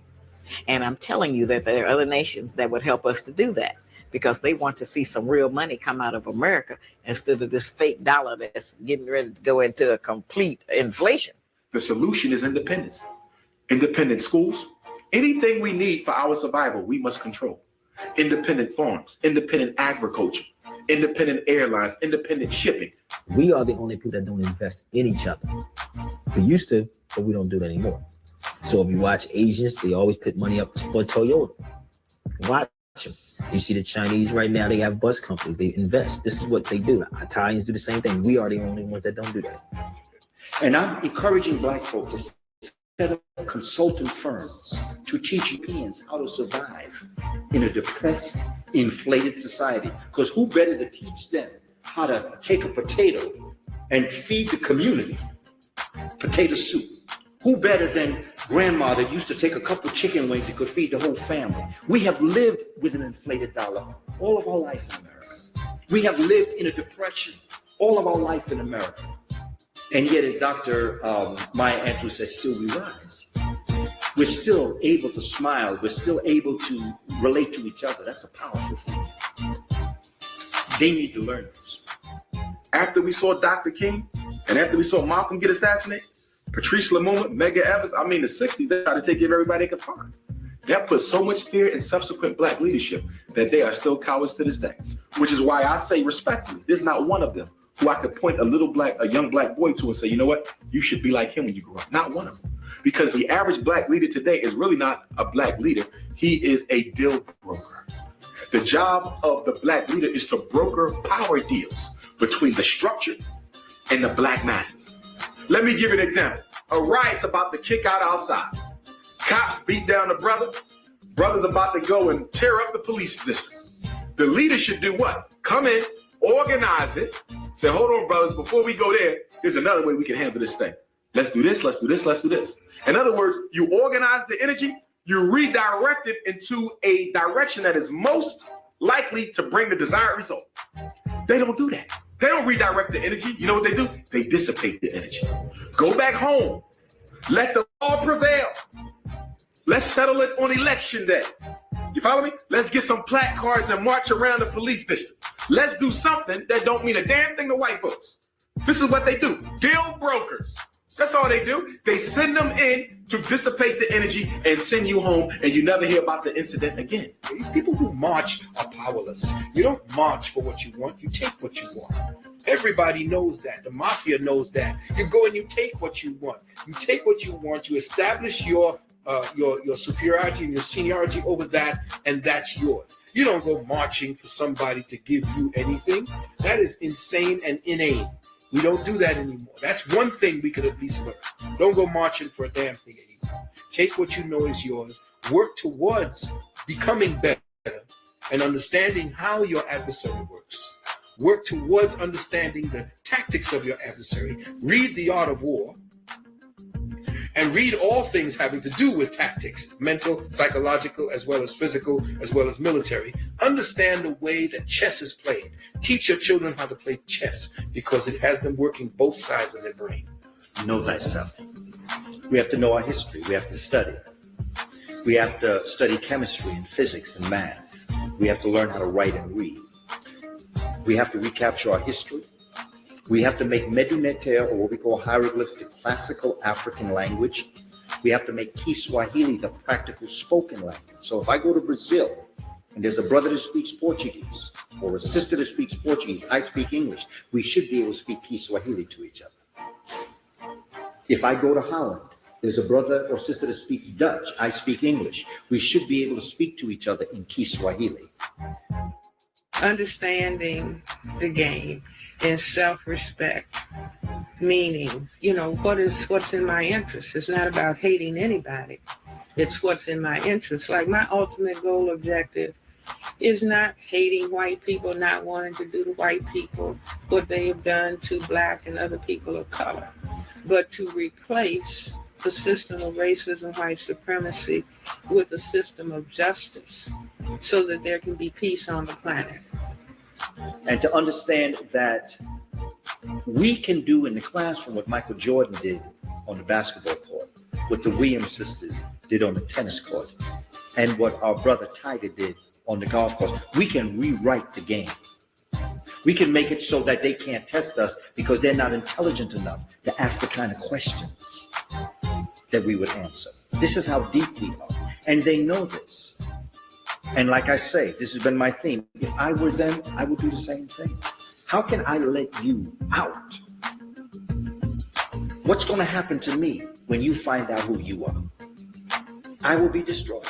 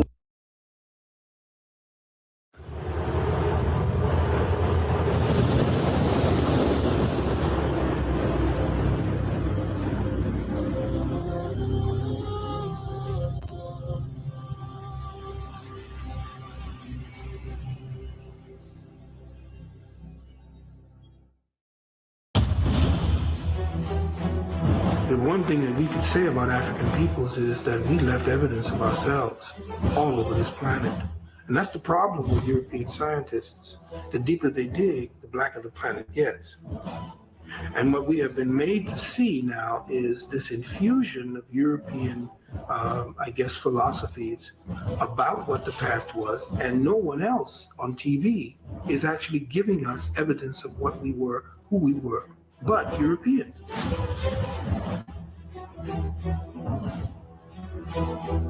Every person has the right to know their ancestral history.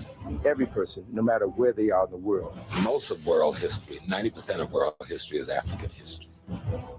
And even that 10% African is extraordinarily involved in making it what it is. You won't find a painting, you won't find a statue, you won't find a monument anywhere prior to 1500 that isn't Africoid in some way, shape, or form.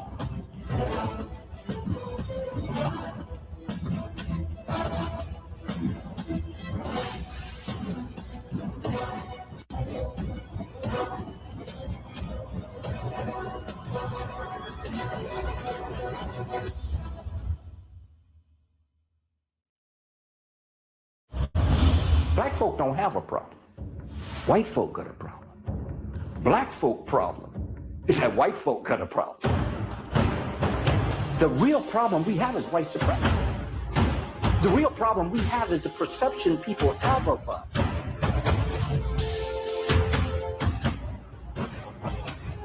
In 1790 up until 1965, the immigration laws play almost zero for black folk. You had a zero immigration law for black folk because you're destined to be a planned minority. You know what a minority means? That means like a loser. That means you're a loser. It's very difficult to control a group of people militarily militarily, because eventually the money will run out if you try to control a group of people militarily. And also the possibility of them raising up against you is always imminent. So it's best to control a people psychologically. When you conquer a people, you have two choices. One, you have to commit an act of genocide. Either you wipe them out completely, complete act of genocide, so that you can take over the resources of the land. Or you kill the warrior class of these people, and you enslave the children and the elderly. This is just war history. In our situation, meaning those that live in the United States, the choice was enslavement, not genocide. That means that from a child, you have to be taught that everything about you is wrong. Everything about who you were and where you came from is wrong. And I mean wrong, immoral and illegal. Melanin is a neurochemical that is produced in part through the pituitary and the pineal gland. They both play a central role in the production of melanin, which is ultimately responsible for the color that we have in our skin. Now, historically, it had always been thought that melanin played a significant role in the intellectual propensity of African people. For example, when you study some of the Greek writings on melanin or the color of Africans, many of the Greek philosophers believed that that melanin played some sort of a role in how Africans had been able to create and develop some of the sciences that they had come to be known for. So melanin was always considered an intellectual sort of a chemical. The pineal gland, which produces melanin, it's shaped like a pine cone. And the origin of the word pineal literally means resembling a pine cone. Now, in ancient symbolisms, the pine cone has always been represented because people knew the importance of the pineal gland as it related to melanin and the universe. Melanin is a molecule. And the concept of melanin is, it is black in its nature. And we find it in the cosmos, we find it in the heavens, we find it in water, we find it in land, we find it in everything that exists. The sperm of the male and the egg of the woman, they're both layered with melanin. So that when the sperm penetrates the egg, there is a melanin explosion. And that melanin helps to formulate the fetus within that egg. And that fetus is literally coated with a melanin substance. And that melanin substance then goes on to form the brain and the central nervous system. So every human being begins with a melanin explosion. Melanin is an intelligence. It's an intelligence because it is the dynamic, the primary dynamic in every part of the cell. It's a primary dynamic in the core of the human being as well as to the surface of the human being. Its intelligence is responsible for the forming of the nervous system. Every part of the nervous system has these little black dots all through it, which essentially carry information. So melanin, from a physical standpoint, is that substance that accounts for what Black people refer to as soul.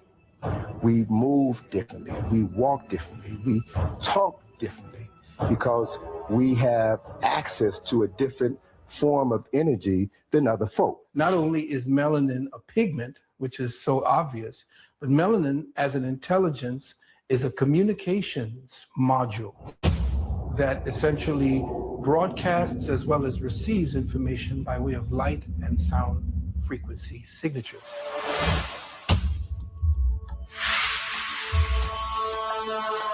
Scholars and scientists have been having conferences about melanin, to my awareness, at least since the 1920s. The pineal glands of most of our white brothers and sisters are calcified, and so they make less melanin.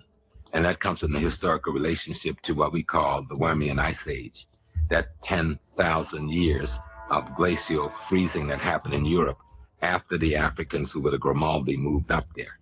And so it became the survival of the fittest, who was able to adapt could survive. Who wasn't able to adapt died. So those people who were able to get rid of their melanin was able to survive. Those who could not get rid of the melanin, they died. These scientists said that the pineal gland, they refer to the pineal gland as a vestigial organ. That is a calcified gland within the body that served no purpose, as if the creator would create something that you didn't need. And it was only after the Vietnam War, in the late 60s and early 70s, that they began to rewrite their interpretation of the pineal gland. The reason for that was that a large number of African Americans fought and died during the Vietnam War. And whenever a soldier dies, there's an autopsy that's performed before their body is sent back to Dover Air Force Base. And what they discovered, what these physicians discovered, is that when they performed the autopsies, the 75 to 80% of the African American soldiers had a large functioning pineal gland. The pineal gland is normally about the size of your thumb. So it was not a vestigial organ in 70 to 80% of African Americans, but it is a calcified organ in 75 to 80% of people with European ancestry. So they began to reevaluate the pineal gland. They began to reevaluate melanin. I think if you talk to Dr. Welsing, she'll tell you this is about genetic annihilation or genetic survival, okay? It's about genetics. Who will survive America? Who will survive the world? Whose genetics was hold up? What is going to be the genetic, the genotype that's on the planet 1,000 years from now? Will it be white? Will it be brown? Will it be black? And so you find that the elements of the human family that find themselves suffering from the ecology that we're in, they're struggling to survive and to be able to maintain themselves. All nations, European nations and America, white Americans, are at minus birth rate right now. Not zero birth rate, but they're keeping up with the natural death. They're at minus birth rate. And so that's why there's so much emphasis on artificial birth creation and other ways to have babies and make babies that are beyond the normal. And you'll also find that this adopting black babies, the Haiti thing, the children of the Central African Republic and Chad, adopting Filipino babies, Latino babies by the white community on such a high level that is to infuse their gene pool with the melanin.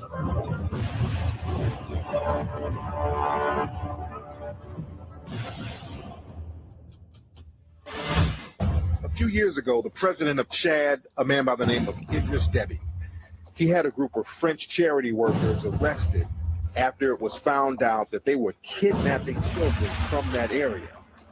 Now, Deby accused them of stealing the children from their parents and planning to sell the children to pedophile rings up in Europe. He also accused them of possibly planning to kill the children to sell their organs. Now, this is the president of Chad saying this, and this was a big scandal with the Chadian government and the French government. So we need to understand everything that's going on with people going into Africa trying to get these children up out of here.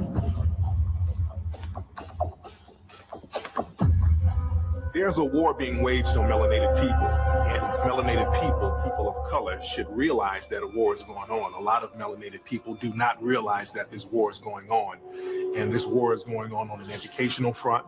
There's a spiritual warfare, there's a medical warfare, there's a prison industrial warfare, and there's an economic warfare being imposed on people of color, especially in America.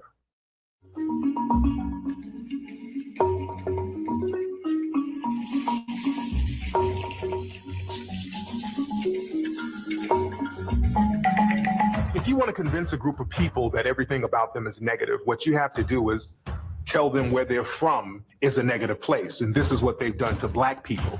They say, black people, you're negative, you're bad, because Africa is negative and Africa is bad. So the images that we have of Africa, we always see the underbelly. We always see the propaganda. We always see the warfare, but they never show the other side. One of the things that I've discovered about conquered people is that most conquered people have had their ancestral memory erased, and they only know what missionaries or enslavers have taught them. And usually it's negative. There is good, there is bad, there is advancement, and there is a lack of advancement in all cultures. The problem is that this society tends to want to show you the extended belly of a baby in Ethiopia. It wants to show you the negativity of Africa. People think Africa and Asia and Guatemala, Southern America, these places were all jungle. Jungle came after the invasions of European colonialism. Then the jungles came in because nobody was manning the land anymore. Look at the map. Just this map tells you alone that the great majority of Africa is grassland. It shows you right here. It's grassland, no jungle. In fact, the Everglades, by proportion, there's more jungle in the Everglades than there is proportionately in Africa, and that's in Florida. There's more jungle in Europe and in Asia than there is in Africa. Without a doubt, Africa has its wetlands, it has its greenery, some of the most beautiful animal kingdoms in the world. But most of Africa is not jungle. There's more jungle on the other continents than there is in Africa. In fact, you have vast greenlands in Africa, miles, tens of thousands of miles of nothing but flat, beautiful green land. Whenever they show images of Africa, they like to show the hunter-gatherers, the bushmen, the brothers running around half naked with sticks. And that really represents about 1% of the whole population of Africa. As a matter of fact, you have those same hunter-gatherer people up in Europe. There's a group of people called the Sami people who live just like that, who live in mud huts, and they live that hunter-gatherer experience. But you never see any kind of mention of them in the media. You only see the African Bushmen, but you never see the rest of the whole continent and see how people are really living over there.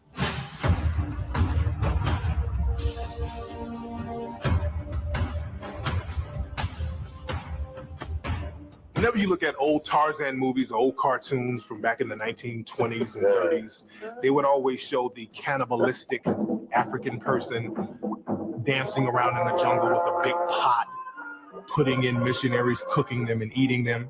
And that's a major myth about Africa because there's no evidence of any kind of cannibalism going on in Africa. There is no evidence of cannibalism in Africa. In fact, if you read a book called Man-Eater, there's more references to Europeans eating each other in the cold than there is Africans eating each other in the warmth. Why are you going to have a need to eat each other when the Creator and the Son has given you mango and peanuts and food to eat that comes to you plentifully? There's no evidence of it. But again, to denigrate Africa and Africans, they have to create an image that people are going to shy away from. There's so many fallacies about African people and African history and culture. And cannibalism is one example.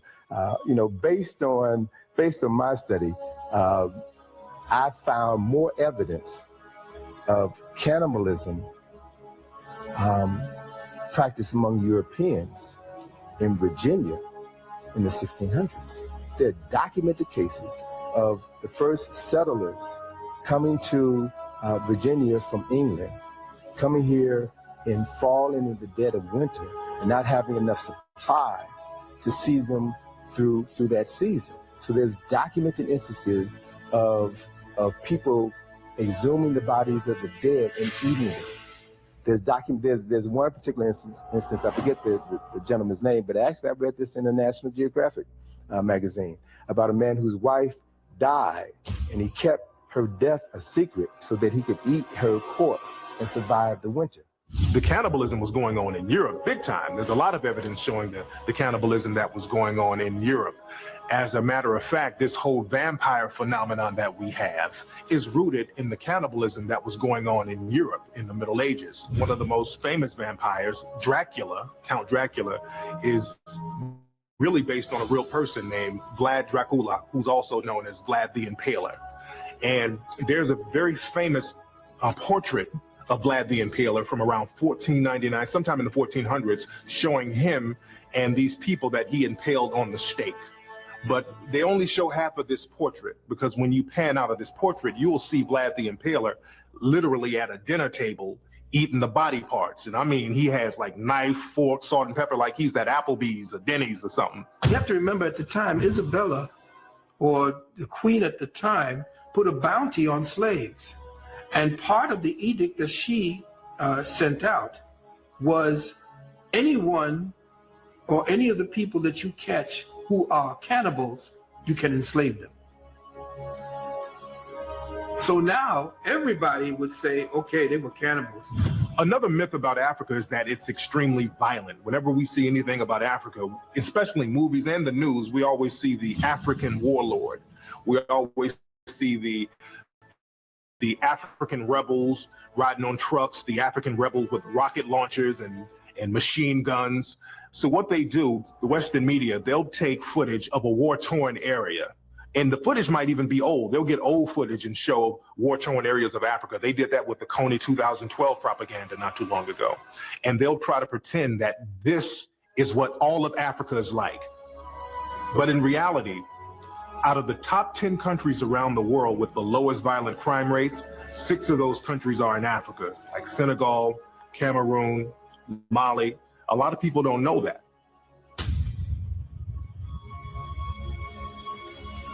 In an attempt for Western powers and European historians to distance Africa from Egypt, because they try to pretend that Egypt and the rest of Africa is totally different. So what they did, they created something called the Sub-Saharan African, meaning that the Africans below the Sahara Desert were somehow disconnected from the Africans in the north. Africans have always interacted with each other all over Africa. Africans have always moved around Africa. Even the Sahara Desert, it was not always a desert, number one.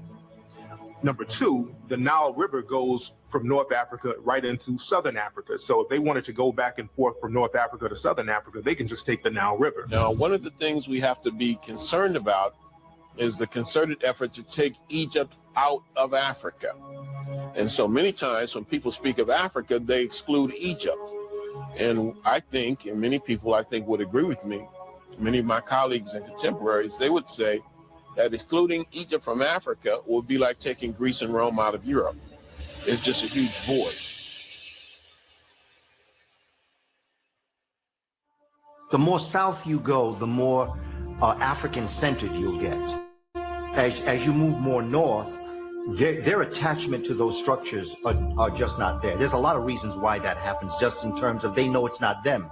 They know it's not their mindset. They know that they want to exploit it, but they do not know it. It is not part of them. They are an invading force. For them to be in Egypt today is equivalent to Europeans claiming America of 3,000 years ago. And they could care less about those temples because, number one, they didn't build them.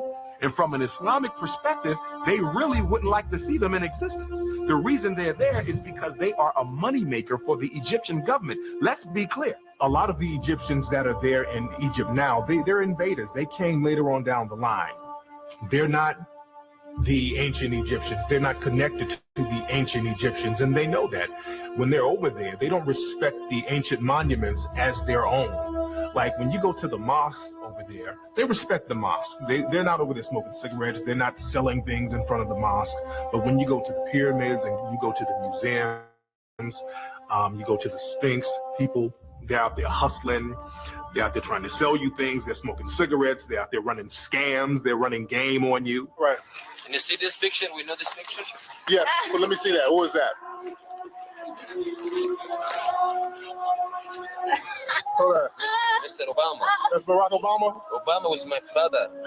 Barack Obama was your father? Yeah, in the Panorama Place. That maybe later. When the white scientists go into the temples of Kemet to excavate and clean up the walls and temples and make them visitable and inhabitable, they are changing the color of the actual paintings of the Africans on the wall. There was an entire report that came out how the scientific excavators in the temples of Kemet were lightening up the images on the wall, the Medu Neter.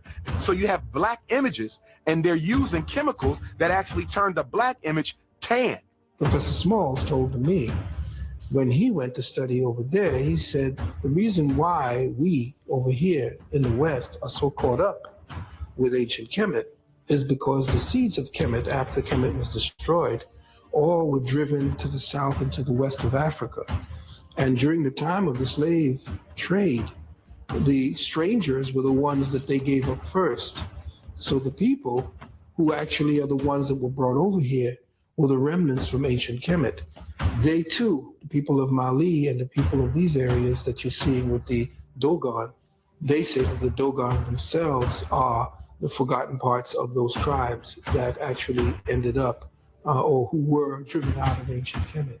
The Dogon were a group of Africans from the West Coast who had in fact been able to achieve a degree of astrological superiority and dominance that we really don't see a contemporary for or precedent for other than what was achieved in Nile Valley civilization. And people began to chase the Dogon to examine them because you couldn't figure out how these so-called primitive Africans would have knowledge of astronomy, particularly the white dwarf star Sirius B, that Western astronomy itself is only coming to grips with.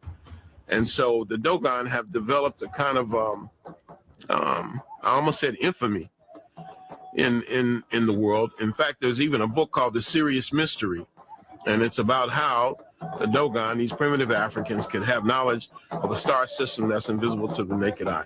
So the Dogon are black people in Mali with an astronomical lore. Whenever we see people in Africa, we always see the AIDS-infested African babies, the African people. But what they do not talk about is the AIDS that's going on in Europe. Most people don't know that most of the new AIDS cases today are not in Africa. Most of the new AIDS cases today are coming out of Eastern Europe, out of Russia, the Ukraine, and there's an AIDS epidemic over there in that area, but you never hear about it in the media.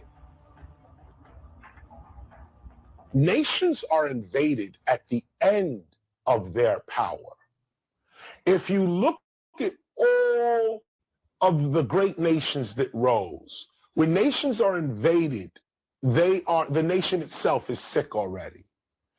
Only dying nations are invaded. Nations act like animals to each other. If the state is strong, which means it is in a constant state of war, it is continuously fending off what it doesn't want. And not war always shooting and killing. Commerce wars, trade wars, competitions, even sports. The state is always in a constant push off, and let in. We want this acquisition. We want that. We're gonna take that. Give and take. When another state starts to get weak because its people are unskilled, becomes ignorant, betray the king or queen or the ruling class, or the ruling class becomes tyrant and the people can't control the people anymore, any of these things, you lose your resources. Just your state starts to deteriorate. The minute your state starts to deteriorate, other states are looking at you. It ain't got nothing to do with we love you, we knew you, we know your family. As a matter of fact, we'll take you in. You go into exile and come on into our state and come on in, but we taking you, your land, your resources. Why? Because you weak. How can Africa be so poor and yet be materially so rich? It's real simple. The answer lies in the structural adjustment programs, SAP, the structural adjustment programs that are imposed on African nations by the International Monetary Fund of Washington, D.C., the World Bank of Washington, D.C., and USAID.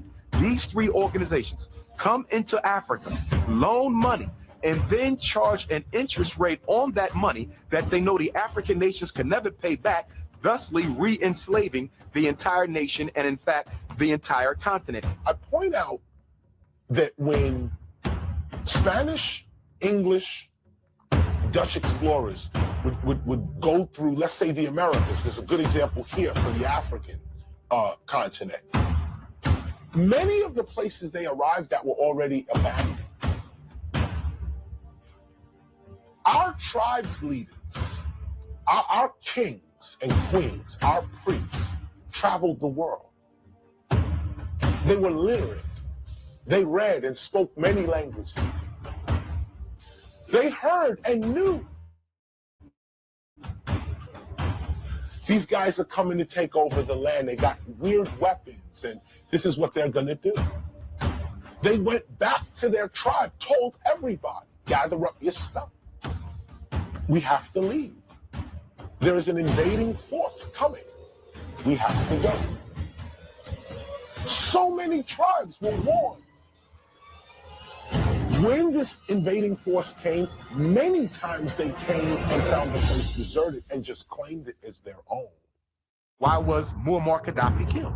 Muammar Gaddafi was murdered because he, along with the other African heads of state, were about to bring into existence Africa's first central bank.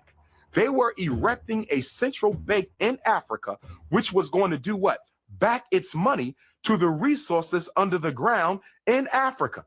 Now, what would that have done to the global economic order? Remember, the United States dollar isn't backed on any natural resource. The British pound isn't backed on any natural resource. The Canadian dollar, the European Union, their currency isn't backed on any natural resource because Europe doesn't have a lot of natural resources. Africa does. So if they would have been successful in creating a central bank of Africa, coming up with a unitary currency and then backing that currency to the material wealth under the soil, they would have bankrupted every other economic system in this world from America to Europe to China. That was revolution. And that's why Muammar Gaddafi had to be assassinated, because he was about to help the African heads of state eliminate modern slavery and neocolonialism from the continent.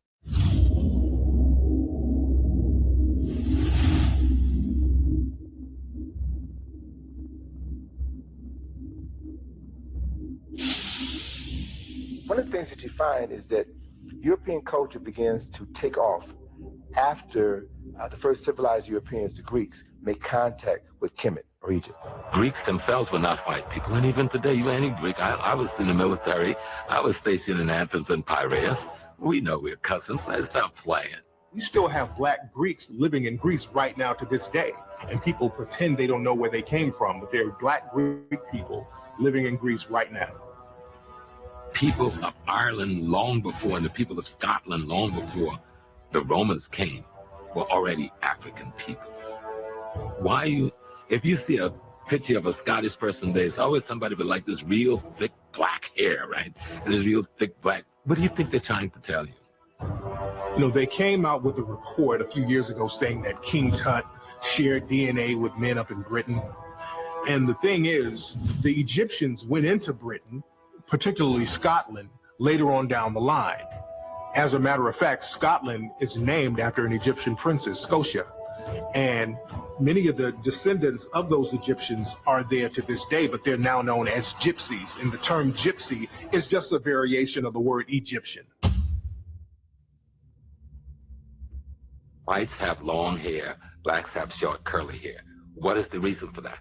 Black's hair, your follicle, my follicle, is not round, it's flat, like a ribbon. So you know how Christmas you rub your hand on the ribbon and it curls up? Well, that's the way our hair do. White hair is like a soda straw, it's round, so it hangs. What is the purpose for that? All of the main arteries that take the messages and information from the brain to the rest of the body pass through the human neck. So if you're caught in an ice age, you've got to grow enough hair to shield the neck, to insulate the neck. Otherwise, you're gonna die. Same thing with the nostrils. When you're in the sun of Africa, you need these big nostrils we have because you gotta cool the brain down. But if you're in Europe and all that ice, you don't wanna cool the brain down. So you need a smaller nostril bridge so you can warm the air up that's coming in. These simple physical anthropological realities. The Greeks lost their history, all of it. Okay, the Greeks lost all their history. You know who had their history? The Arabs had the Greeks' history. The reason we know Greek history is because of Islam. Because of the Arabs revered Greek history. And what the Greeks were doing and all their philosophies, they wrote it all down. Then Greece lost their history through wars and this and that and the other. And they regained their history because of Arabic texts. Oh, thank heaven for 7-Eleven. Oh, thank heaven for 7-Eleven. What's 7-Eleven? 7-Eleven was when the Moors, Africans, from Morocco, which is where the word Moor comes from, but Africans from northern Africa went across the Iberian Peninsula, which is a very short distance, into Europe.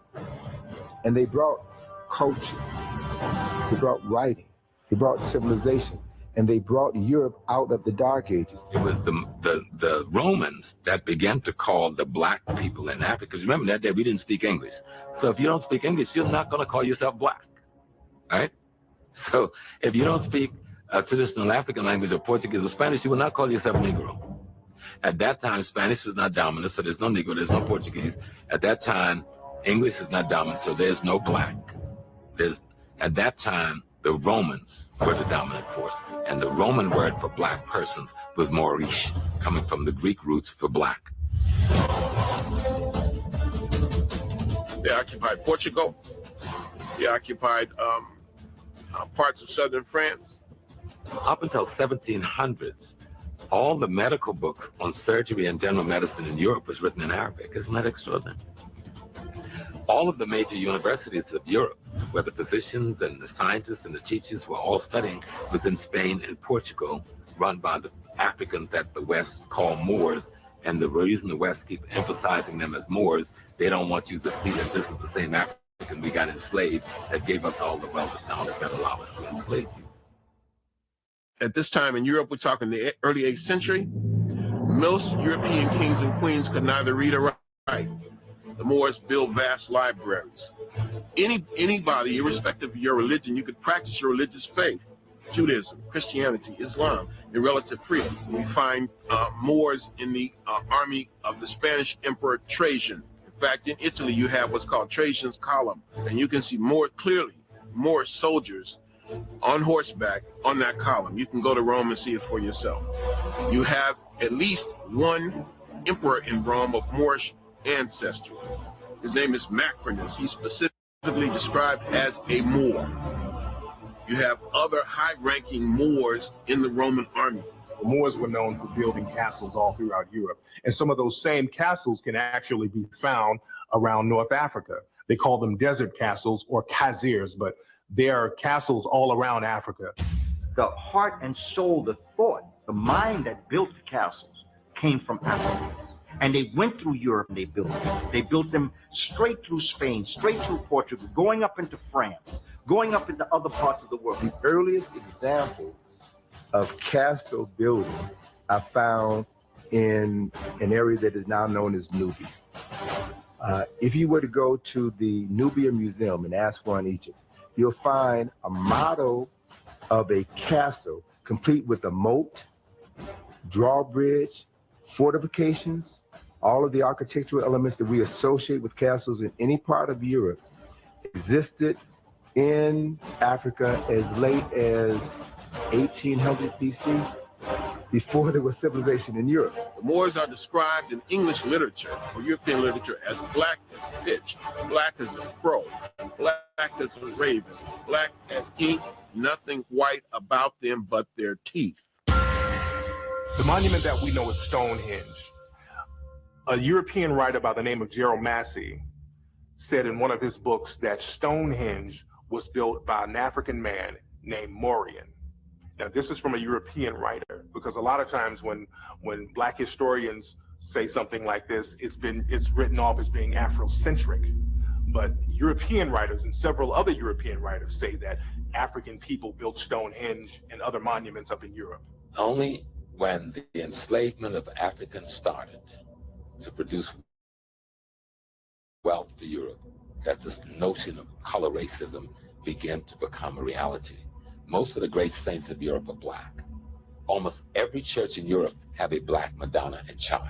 Saint Calogero was another patron saint of Italy. He's a black man, and there's black statues of this man all over Italy, and there's paintings of Saint Calogero all over Italy and Sicily. They worship this man in Sicily. They still have statues of many Moors up in Europe today. They have a statue of Saint Benedict that was made in the 1700s.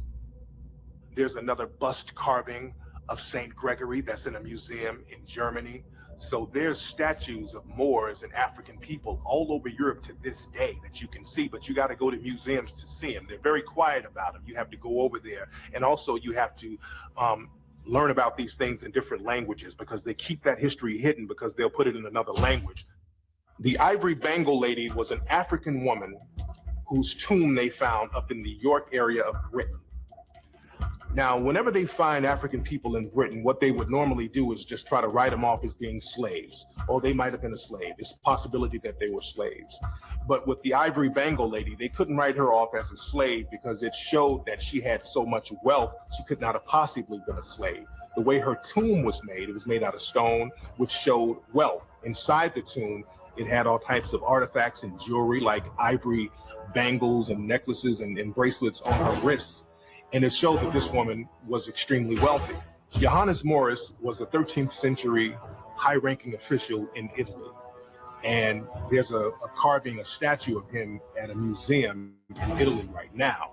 And this statue of Johannes Morris shows his clearly African features: African nose, African lips, African hair. Look at the countries that are falling. Almost by chronology, they're falling the same way they invaded Africa. Greece is falling, Italy is falling, Spain is falling, Persia is falling. And it's all because what goes around comes around. No hocus pocus, no mumbo jumbo. This is just the way it is. You shall reap what you sow. That's not a biblical term, that's a scientific term.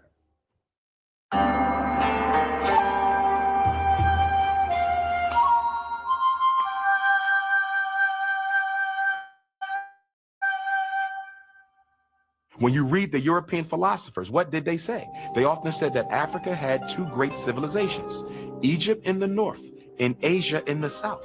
The white man said this. So they often, in ancient times, Asia was considered a part of Africa, or Africa's second civilization.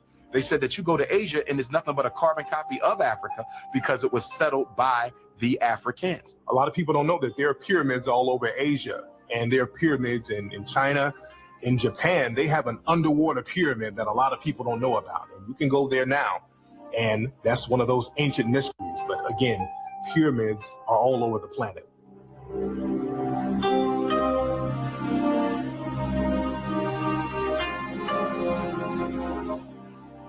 So in Asia today, you have pockets of black people. You have the Mani. You have in southern Thailand, you have a related group in northern Malaysia, sometimes called Sakai, S-E-K-A-I. You have the Andaman Islanders, and there are at least two groups. One group is called the Onge, O-N-G-E, or O-N-J-E, I think it's O-N-G-E, and another is called the Jawara, J-A-R-A-W-A. And then you have black populations in the Philippines, sometimes called Negritos, or Eta, or I think we should call them Acta, which just means the people. You have a tradition of a similar group in Taiwan. These are the diminutive Africoids. These are the small blacks, similar in many ways to the Twa or so-called Pygmies in Central Africa.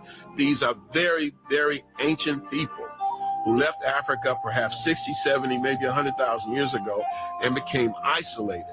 The Padang people, that's a group of people in Asia, and the women have these rings that they wear on their necks. That's identical to an African tribe of women in East Africa who wear the same type of rings on their necks. So this just shows that the African-Asian connection is still there. They still carry on some of the African cultures and traditions in certain parts of Asia. I once had a professor of mine working on my doctorate tell me that she went to Japan and they went into the mountains of Japan. Now, this isn't a conscious woman by most definitions. But she couldn't wait to come back and tell me this. She said, Umar, I was in Japan. We went up into the spiritual temples of Japan, and we sat down in one of the temples waiting for the priest to come out and teach us a little bit about what they believe and what they stand for. She said, Umar, they walked out of the temples and their skin was just as black as ours. They had gray afros because they were elders. Now, she said the phenotype looked like the modern Asian. But she said the skin was black and they had gray afros, hair standing up on top like Don King. And she said it totally overcame me. They sat down and they began to talk. And she said, I couldn't believe these were black men. They were Japanese, but they were black men. When I went over to Indonesia, I went there at night and I would see billboards of very light-skinned Asian Indonesian people. And then when I went to my hotel, I would go and watch these movies, and I would see these very, again, light-skinned, pale-skinned Indonesian Asian people. But the next day when I went out into the streets of Indonesia, everybody was either my color or darker. I didn't see one person who looked like these people that were on the billboards and on television. So they would pick and choose and get the whitest looking Asian people to promote in the media over there. And when I walked around Indonesia, I saw people like jet black, dark. I ran into a couple of people with afros. I saw one Asian brother, full-blooded Asian guy with an afro, and I had to stop him. I said, brother, where are you from? And the brother was like, I'm from here, right here in Indonesia. So that African presence, that African phenotype is still throughout Asia to this day. Look at the Buddha's hair. No Chinese person's hair looked like that. The Buddha has knotty hair. Every time you see the Buddha, his hair is knotted. Just a thought. There's a painting called the Nambam painting of the Portuguese when they first go over to Japan. And when you look at this painting, the painting was made in around sometime in the 1500s, and it was the first eyewitness account of what they saw. Many of the Asian people there were dark-skinned, and half the people who were supposed to be Portuguese were dark-skinned. There's a tradition begun by a man named Alexander Francis Chamberlain, at least in April 1914, in a publication called the Journal of Race Development. And I can quote him almost exactly. And he says, and even in far-off Japan, we can find traces of the ancient Negro. For when the Japanese armies in the 8th century, now here I'm paraphrasing, when the Japanese armies in the 8th century were fighting their traditional enemy, the Ainu, they were led by a famous Negro general named Sakanoye Tomomoraro. And this man became the first shogun in Japanese history.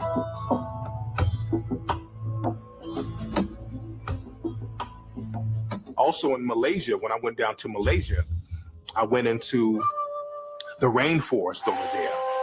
And it's very difficult to get over to some of these spots. Some of these people there are very secluded. And because they're secluded, they were able to avoid many natural disasters, and they were also able to avoid invasions. So they didn't mix in with some of the invading forces. So they kept their same African phenotype. And if you go to Malaysia, there's a tribe called the Batek tribe. And they look like an African tribe. If you go there, they have woolly hair, African nose, lips, everything about these people looks like an African tribe.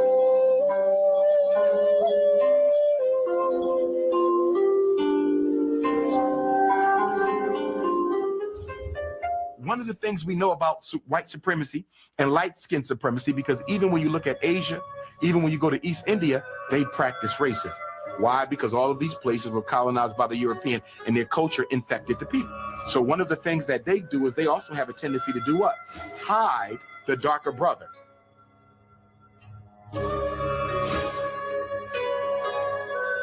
As a matter of fact, there was an incident that happened with Miss Fiji. They had the Miss World competition, and they chose this woman to be Miss Fiji. And Miss Fiji has more Europeanized features. And the people of Fiji spoke out against her. They weren't really trying to hate on her, but they said, look, this woman doesn't represent us. She doesn't look like us. She doesn't have our nose. She doesn't have our hair. And we're very proud of what we look like. And we want somebody to represent us. Because, again, they were trying to use that Europeanized Miss Fiji to bring in tourism and not scare away tourists. But the people spoke out against her.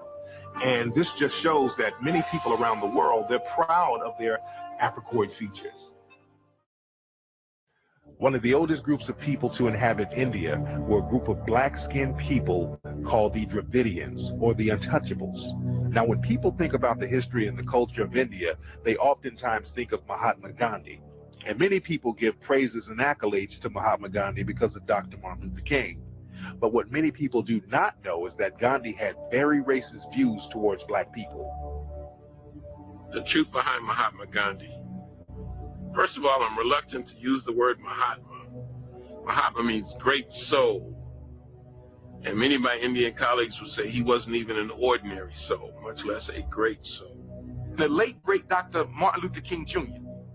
put that picture of Mahatma Gandhi up in his office and said that he got the operational technique for nonviolence from Mahatma Gandhi, it was somewhat premature for the ancestor, who's one of my favorites, but it was premature because now you automatically set the stage where African people would start looking to Mahatma Gandhi also. For example, last spring, last Black History Month, I was in Atlanta. I went to the Dr. Martin Luther King Shrine where he and Queen Mother Coretta are buried, and across the street is a museum. Outside the museum is a life-size statue of Mahatma Gandhi. I couldn't believe it. This is a museum dedicated to the honor of Dr. King. But there's no statue of Dr. King outside of a museum erected in his honor. Instead, you have a life-size statue of Mahatma Gandhi. So the message to the child is what? That it was really Mahatma Gandhi who's responsible for you coming through the civil rights struggle, not Dr. King. Now, had Dr. King knew Mahatma Gandhi's true racist thinking and ideology, I'm sure he would have thought otherwise. As a psychologist, you can never know what's really at the root of somebody's thinking. I would argue that we should never make a hero of any other people. Mahatma Gandhi turned his back on Africans. Even when he came back to India and began fighting, he refused to give support to the African emancipation movements. And on more than one occasion, he had made derogatory remarks about Africans. And we also know the Dravidians of India, the Africans of India who are oppressed, were oppressed, and have always been oppressed in India. There is no record anywhere of Mahatma Gandhi fighting against the oppression of Indians in India who were Black, the so-called Dravidians. Why didn't he speak out for them? Why didn't he speak out for Africans who were fighting against colonialism? Why didn't Mahatma Gandhi help our brothers and sisters in South Africa? It's because he was a racist like the rest of us.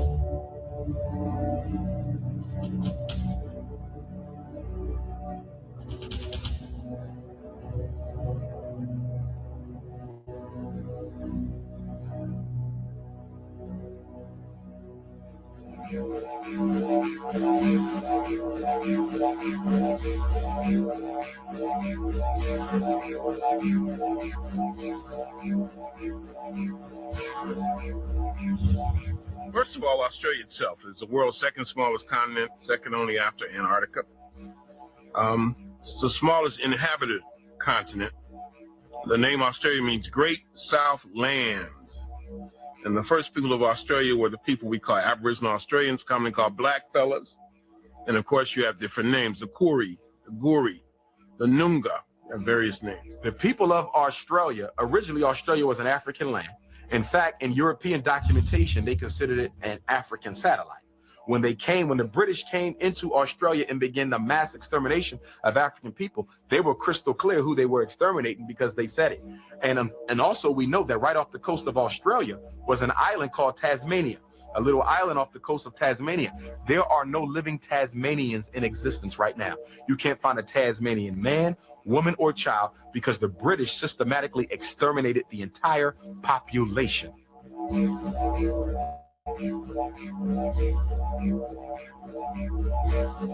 wasn't until January 1967 that Aboriginal people in Australia were considered humans for the first time.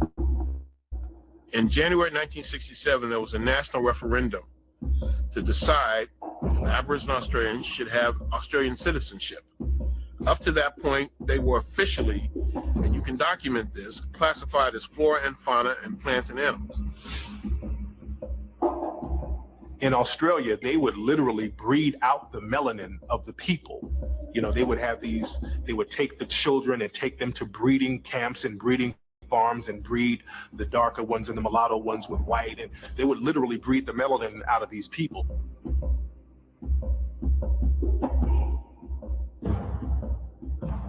The movie Rabbit Proof Fence is about that breeding process, them breeding out the melanin of the Aboriginal people. So it's very deep what was going on over there.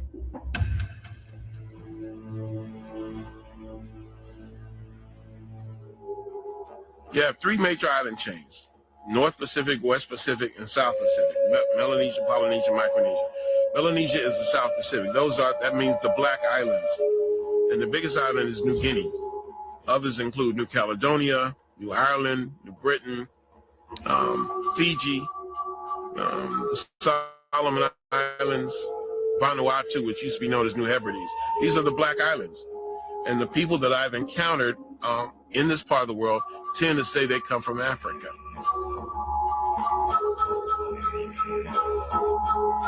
People tend to have very, very Africoid features, dark skin, tightly curled hair, you know, large afros, we call them today.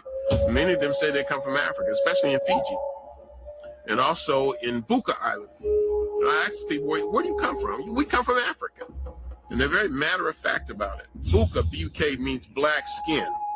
And they have the reputation of being the blackest human beings on earth. So quite naturally, that was where I wanted to lay my head.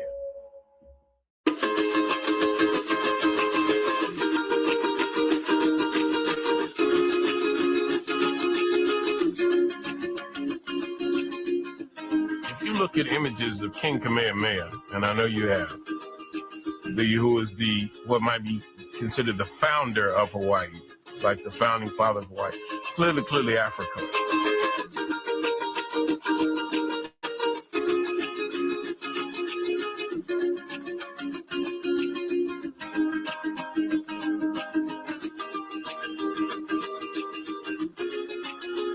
One of the most famous Hawaiians is a guy named Duke Kahanamoku.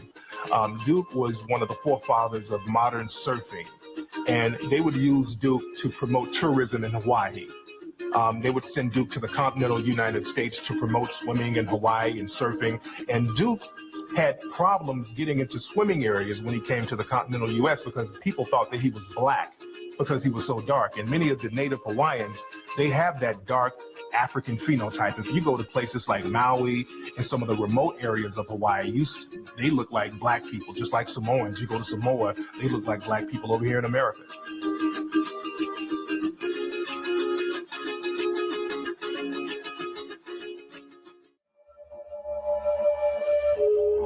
I'm doing an interview, a call-in thing, and somebody called in and says, you know, I'm a Hawaiian. And he says, the problem was you just didn't meet the right people. I said, really? He says, when I was a young boy, my grandmother used to tell me that when Kamehameha was trying to unite the Hawaiian Islands, this is around 1815, that he ran into trouble and he sent back to Africa for reinforcements. He said that was a Hawaiian tradition.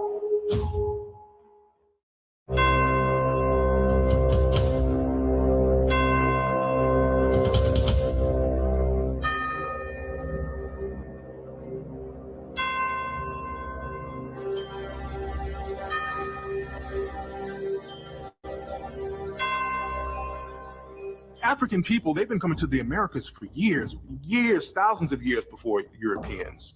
And this is why many Europeans knew how to get over to the Americas based on maps that African people left for centuries.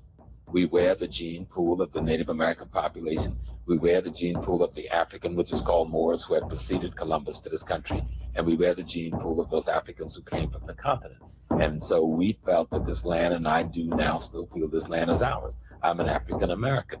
Africa is my race. America is my geopolitical place. I'm not surrendering that to anybody. One of the things we know is there are Europeans who wrote books about the African presence in America before Columbus, but it's difficult to actually get your hands on some of the copies of these books. They're real hard to find because it wasn't popular for white folk or black folk, but especially white scientists to say that African folk, that Moorish people were in America prior to the European coming here. There are three belts that leave the coast of Africa. There's one that's in the north, there's one in the middle, and there's one in the south. When you look at this middle one literally will take you right into the Gulf of Mexico, even if you didn't have power boat. And what's going to happen is the Africans are going to start to move into this area here, and they're going to begin to settle in this corner of the Gulf of Mexico. They're going to develop, according to what our research shows, three major cities: Tres Zapotes, San Lorenzo, okay, and La Venta. If you go to Mexico, southern Mexico now, especially in the provinces and towns in southwest Mexico, they'll tell you there's two black people there. The ones that came on the ship, meaning those who were enslaved, and the ones who came before the ship, meaning those like the Olmecs and others who had been here at a point where no one knows when that genesis was. They just were always here.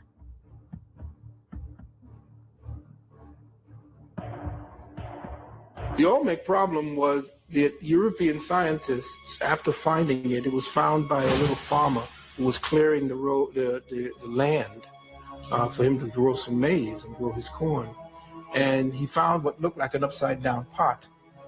And when he called the owner of the land over, they found out what it was, and he excavated it, and they found this gigantic head. Now, that was back early in 1837 or 1897 or something around that time. When they found that and they saw this Africoid face, that completely turned everything around, because they thought the Mayan civilization was the oldest civilization here.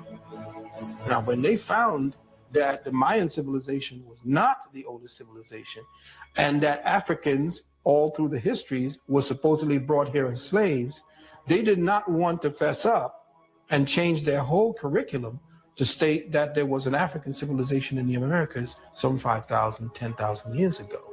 The other part of it is that during the Reconstruction period after the Civil War, the Vatican put out an edict very quietly that all Western books and academia had to first be passed through the Vatican census.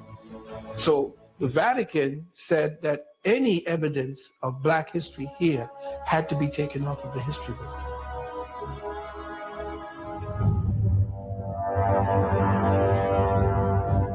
This man, Coe, who essentially became the top man that you went to see about Mesoamerican civilization, he worked for the CIA.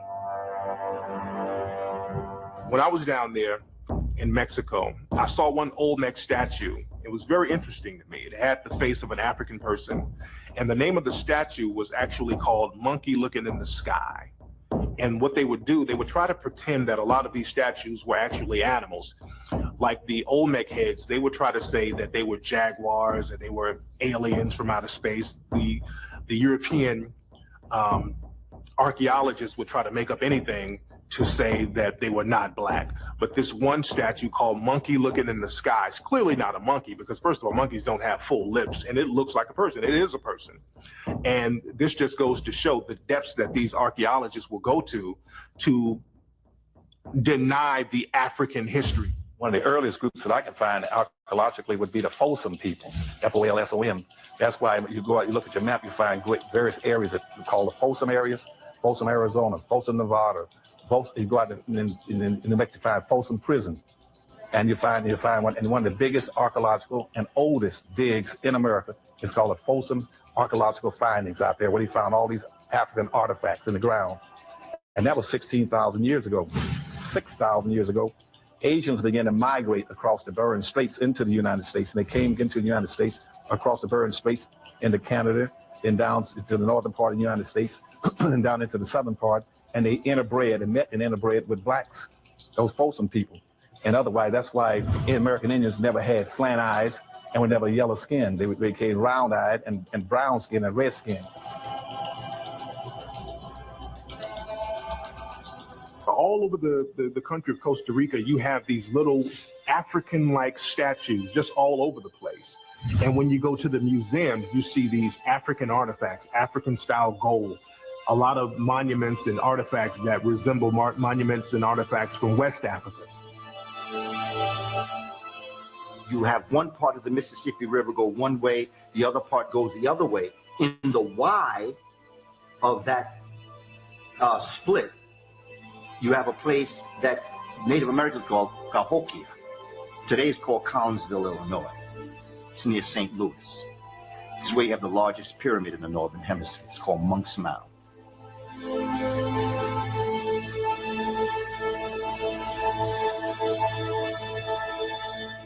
If you look at pictures from the 1900s and beyond, most of the Native American people were very dark-skinned. Sometimes they were very jet black. But most Native American people before 1900, if you look at photos of them, they're extremely dark-skinned people, especially on the West Coast, like in California. The California Indians were very dark-skinned. The Indians that were around the Minnesota and Milwaukee area that we know as Milwaukee and Minnesota now, they were very dark-skinned people. The Native Americans on the East Coast were very dark-skinned people.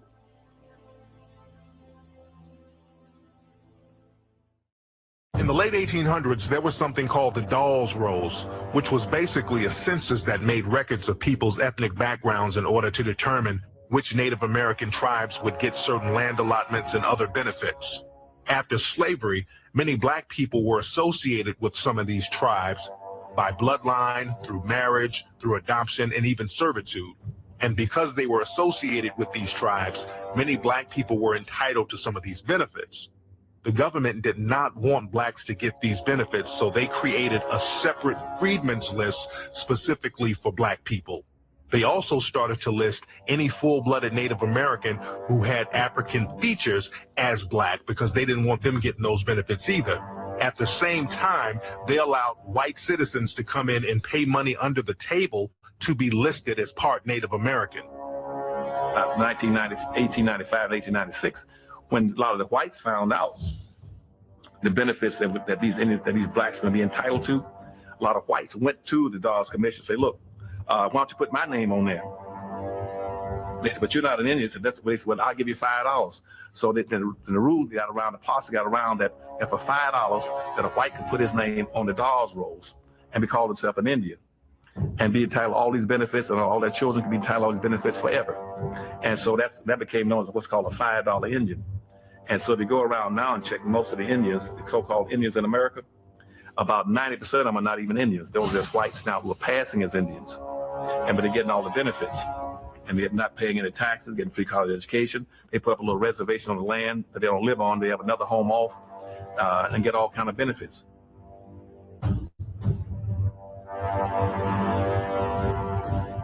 Iron Eyes Cody was another famous Native American person. He was in the media for years. In the 1970s, they utilized him for this pollution commercial. He was known as the Crying Indian. So he was a very well-known Native American in American culture. But the reality is, Iron Eyes Cody wasn't Native American at all. He was Sicilian. Both of his parents were from Sicily. So he didn't have one drop of Native American blood in him. He was another fake Indian.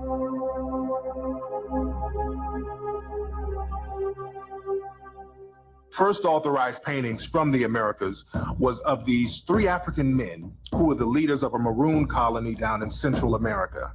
And these men, the legend is that they were enslaved Africans who escaped and they were shipwrecked, and they formed a maroon colony down in Central America, and they became leaders of the Native American tribes down in Central America. And this painting of these 3 African men, it's at a museum in Madrid, Spain today.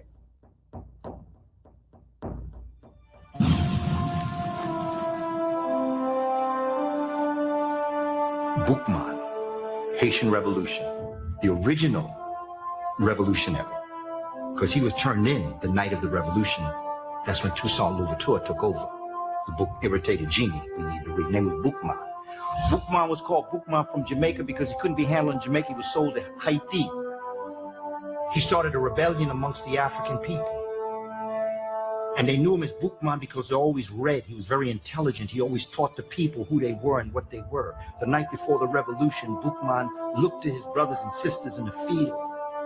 And he said, you want to win? Cast aside your white God. Embrace your African spirit. You are free. He didn't say you will be free. He didn't say you can be free. He didn't say you could be free. He said, cast aside your white God. You are free. Had it not been for the Haitian Revolution, America would be 50% of its current size, if not more. The Louisiana Purchase doubled America's size, and there would have never been a Louisiana Purchase if there had never been a Boukman Dada, Jean-Jacques Dessalines, and Toussaint Louverture, because it was their victory over Napoleon's army that bankrupted the banks of France and forced them to sell its shares of land in America to this country. Toussaint Louverture gave millions of dollars to a man named Stephen Girard. He was a European sea captain. And Toussaint Louverture gave him this money to get arms because they were going to set up a colony in Africa to fight slavery. And when Toussaint Louverture went to prison, Stephen Girard would not return the money to Toussaint Louverture and his descendants and his family. So Stephen Girard took the money, the millions of dollars that he got from Toussaint Louverture, came to America, started Girard College, and he really became the first American millionaire. And so a lot of people don't know that Girard College was founded on stolen money from Toussaint Louverture.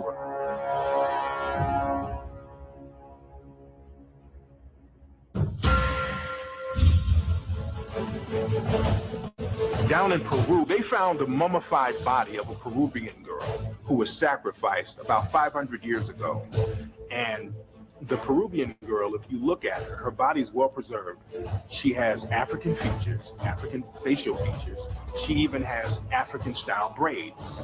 And this Peruvian mummified girl is still on display. The HMS Challenger was a ship that went on an expedition in the 1870s.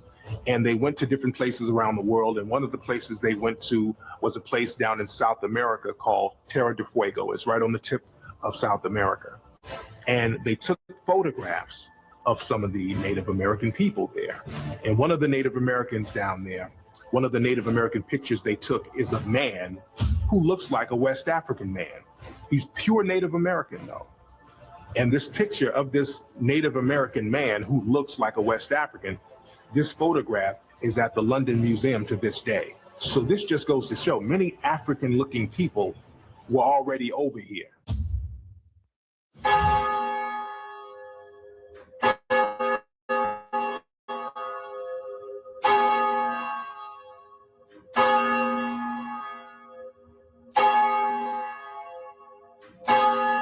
Remember, when they attacked Africa, they did not attack Africa physically. They did not attack Africa educationally. They attacked Africa spiritually. Jomo Kenyatta said when the European first came to Africa, the Africans had the land and the white man had the Bible. White man told him close his eyes, get on his knees and pray. Jomo said when the black man opened his eyes, the white man had the land and the black man had the Bible. We have bought into a story that we told them. They have twisted it. They got it twisted. We have now bought that story back. What we call the African and the communities that that person lived in is where the concept of religion comes from.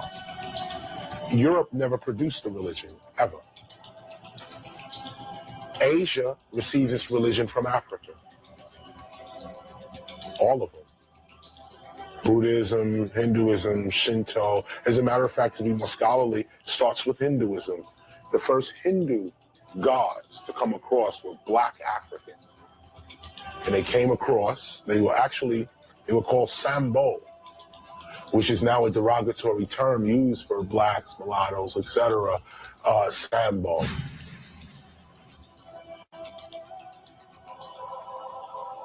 I said Judaism, Christianity, and Islam are merely fragments from the periphery of the African spiritual system that you call voodoo. People said, you can't even go there with that. I can go there with that. And I can take on any theologian that you got, bring them down.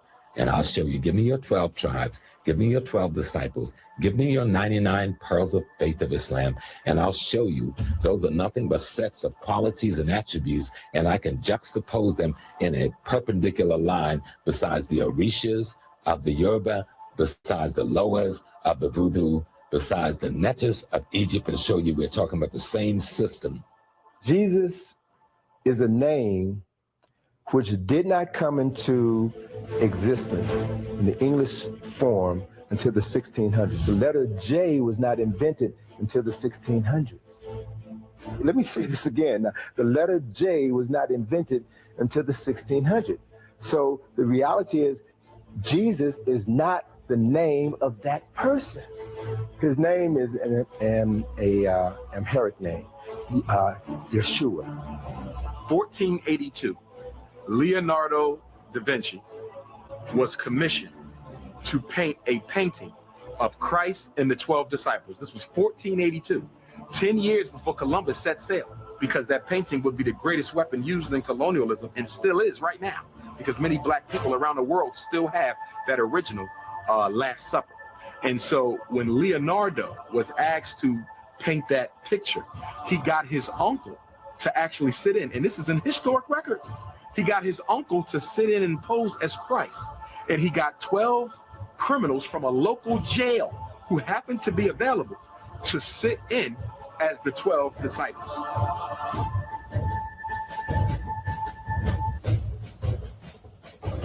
The only reason you call God by that name is because your former enslaver, your former oppressor, taught you that name. He never taught you the real name.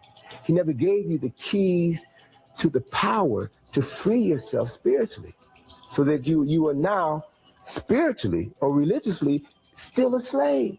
The African population in North America is the third largest black population in the world in any geopolitical state. Why don't we have a single word out of one of our language for God that we use? The Arabs use their word for God. The Jews use their word for God. The Catholics use their word for God. The Japanese use their word for God. The African is the only population that don't have an African word for God. Yet, studies coming out of Geneva over the last 30 years prove that we are the most spiritual people in America, in the world, not just America. We worship with a greater propensity than any other people in the world, but we don't have a single word in our language for our divine. The word Christ is a title. It's not a name. Christ means the anointed one. And there were many people before the birth of Jesus who also bore that title, Christ. There were 16 people who were known as Christ. So Jesus was the last of saviors of mankind, saviors of a group of people who were known as Christ. When you talk about the image of Christ, it is important that we no longer ascribe to the European image of Christ. Why? Because the brain is a associating organism. It stores everything as pictures. And because it is associating, if you force feed an African child that Christ is white, because the brain associates, as that child begins to grow, the brain will associate white Christ with white people. And so if white Jesus is God, then white people must also be the gods of humanity.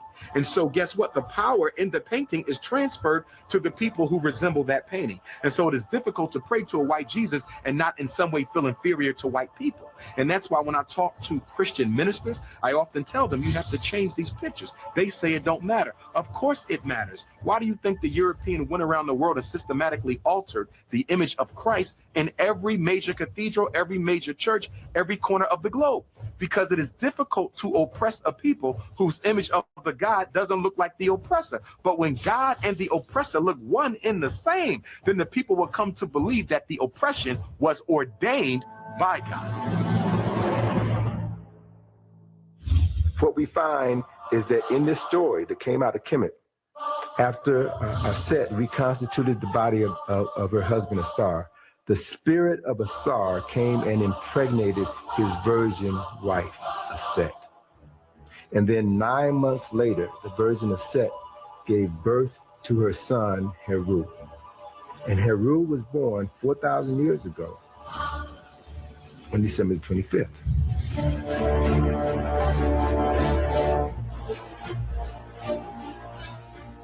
So in 325, it was decided that Jesus Christ would be a son of God. In 325, it was decided that Jesus Christ would be born in the manger in Bethlehem. Up until the Nicene Council, most people believe that Jesus Christ was born in a cave in Ethiopia, even in Ethiopia till today.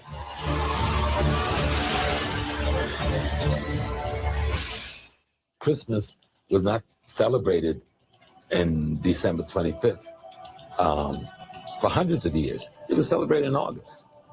They moved it to December 25th because that's the Egyptian celebration of the birth of the son of the sun. Talking about Heru and Asar.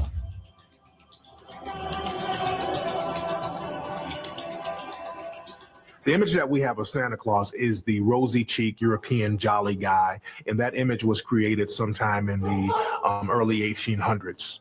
But the real Santa Claus was a man by the name of St. Nicholas. And when I do research about St. Nicholas, the real St. Nicholas, the further back I go, the blacker St. Nicholas gets.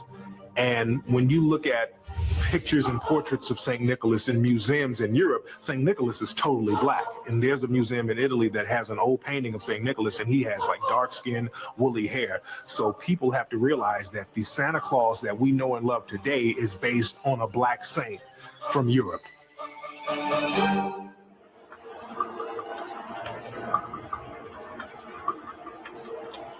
The Council of Nicaea. was an effort by Constantine to control the people through military and through religion. Whoever can control your concept of God has a weapon more powerful than any physical weapon, than any sword, any gun, any atomic weapon. Whoever controls how you relate to the unseen presence of God will not only control you, but can control your children and your children's children. So it was at the Council of Nicaea that the Constantine, this emperor, needed to find a way to consolidate his power, because the people that he conquered in various parts of the world had different religions, different ideologies. And it was at Nicaea where he brought together these theologians, these scholars, if you will, to hammer out one uniform theology that everyone would follow. And if Constantine could convince people to take Jesus as God on earth and change that he was a human being, then they could take over the control of the Catholic Church and make one. So they invited. And one of the priests was an African known as Arius, Bishop Arius. There's a book called Blacks Who Died for Jesus by Mark Hyman. Gives the story of Arius. Arius now gets word that Constantine knows Arius is coming to dispute this. Because he's saying, how are you going to tell people this? Nobody's going to believe that story. That Immaculate Conception, come on, you know, that's written on the walls of Egypt. That's a mythology, that's an analogy. You're not supposed to believe that story. That's a nice story to live by, that each and every one of us has Jesus within us and every birth is an Immaculate Conception. But there was no one boy born as the Son of God to freak. Come on, you can't. Constantine said, look, come on over here. Nicaea, I'm going to talk to you. He found out that he was going to be assassinated. So he fled into Europe with his followers. Arius and his followers became known as the Arians. Wouldn't Hitler have a heart attack if he knew who the real Arians were? They were a bunch of black folk. Everybody who was worshiping Isis and dealing with mostly a Kemetic religious philosophy, they said, we can't do this. This is ridiculous. This reminds me, there's no man called Jesus Christ. We ain't never heard of him. Well, Jesus Christ will take Hesus, which was the sun god in the West, and we'll take Christos, which was the sun god in the East, and we'll put them together. We'll have a name. And so what did he do? A man named Apollonius of Tyana, at that time, who had studied philosophy in Kemet, was teaching. He was a healer, working miracles. He was a hero at that time. So he became the template for Jesus Christ. The first slave ship, the first ship that was used to bring Africans from the continent and transport them across the Americas was known as the good ship Jesus. And as Alex Haley said when he did his research for Roots, he said that traditionally, when Africans were loaded on the slave ships, the captain in his log would see to it that the first two people loaded aboard those slave ships were a man and a woman, and they were recorded in the ship's log as Adam and Eve. The African priests were always smarter than the European thief. Always remember that. The thief is never smarter than the one he or she is taking from. The one he or she is taking from is a superior being. That's why you're stealing. This is the whole point to why you're taking, because what we got, you ain't got.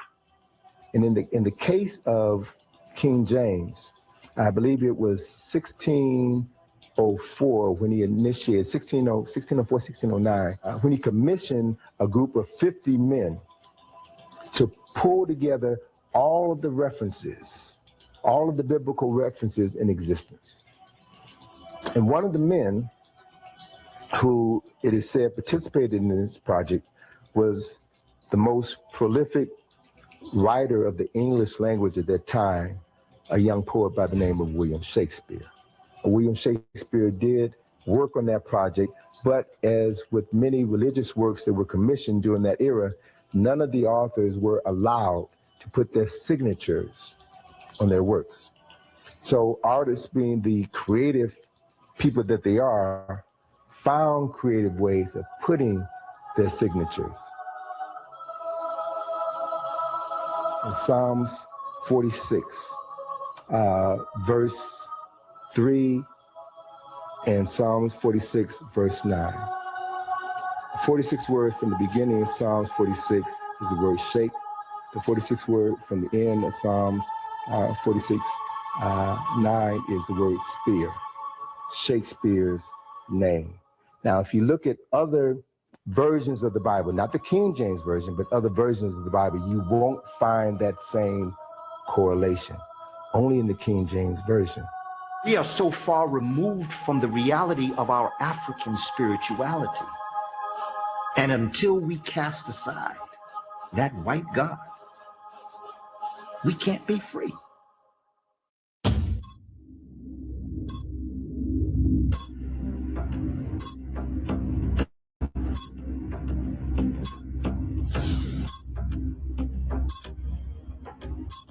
There's a war of genocide that the ignorance of Europe and Asia is allowing them, for the sake of trying not to be faced with genetic annihilation, has allowed them to concoct ways of murdering us.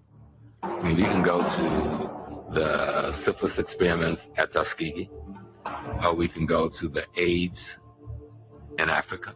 I mean, look at this thing in Africa, where we got AIDS, and so everybody in Africa, all of a sudden, some of the first we saw popped up in New York City in the homosexual community, now it pops up in Africa, and tens of millions of people have got it, and the pharmaceutical company is going crazy selling them drugs that they have to stay on for perpetuity. Billions and billions, if not trillions of dollars, you're guaranteed, because all these Africans have to take this medicine for the rest of their life. Give me a break. You tell me the guy who enslaved me, the guy who practiced colonialism against me, the guy who raped my mama, my sister, cut the testicles off my father, ripped me apart with horses, all of a sudden is going to come to my well-being and make me a medicine that's good for me, when his whole history is about profit and genocide at any cost, even if it meant killing his mother. And I'm not just talking about our European brothers and sisters as regards dealing with the black brothers and sisters. If you just read books on the Inquisition and the horror and the genocide waged against European working people and the women of Europe is so horrific, it makes even the transatlantic slave trade looks pale sometimes.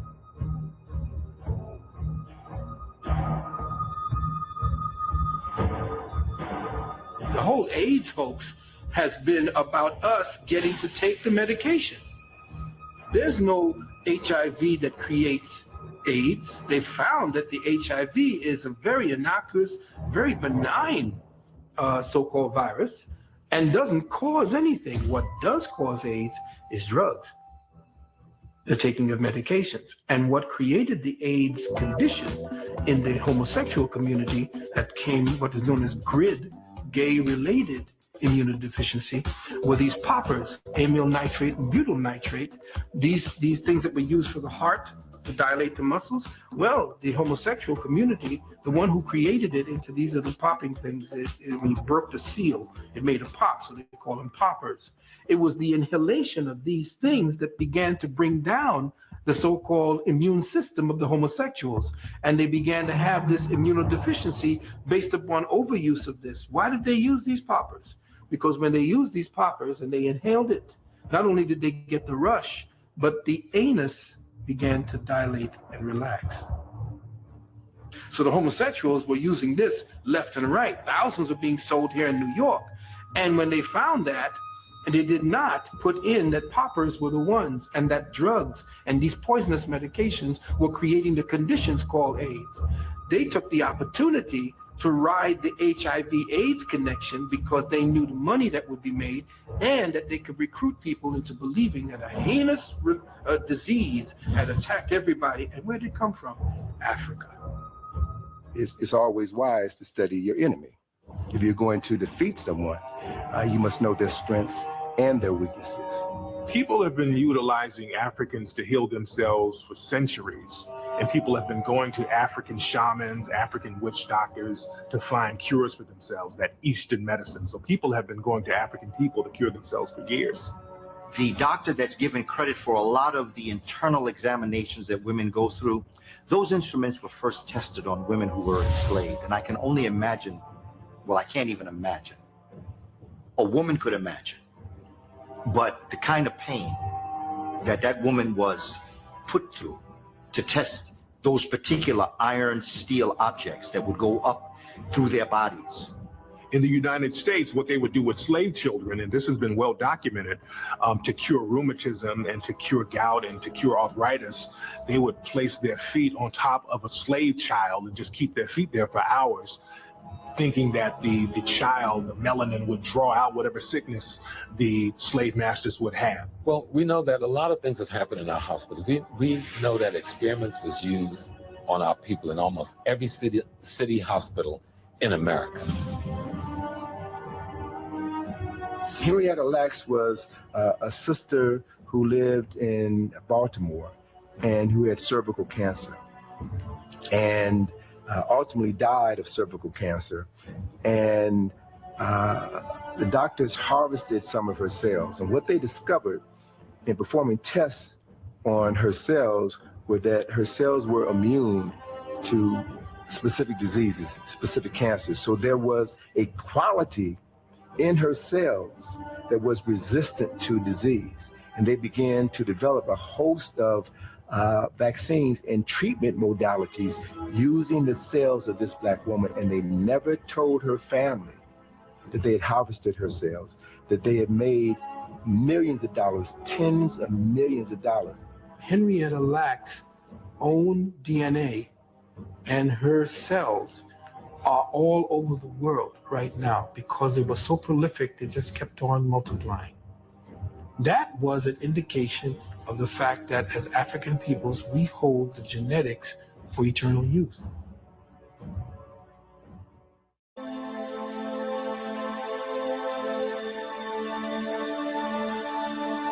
There's a book called Acres of Skin that talks about the experiments that was done on Black men in Philadelphia prisons from the 1950s to the 1970s.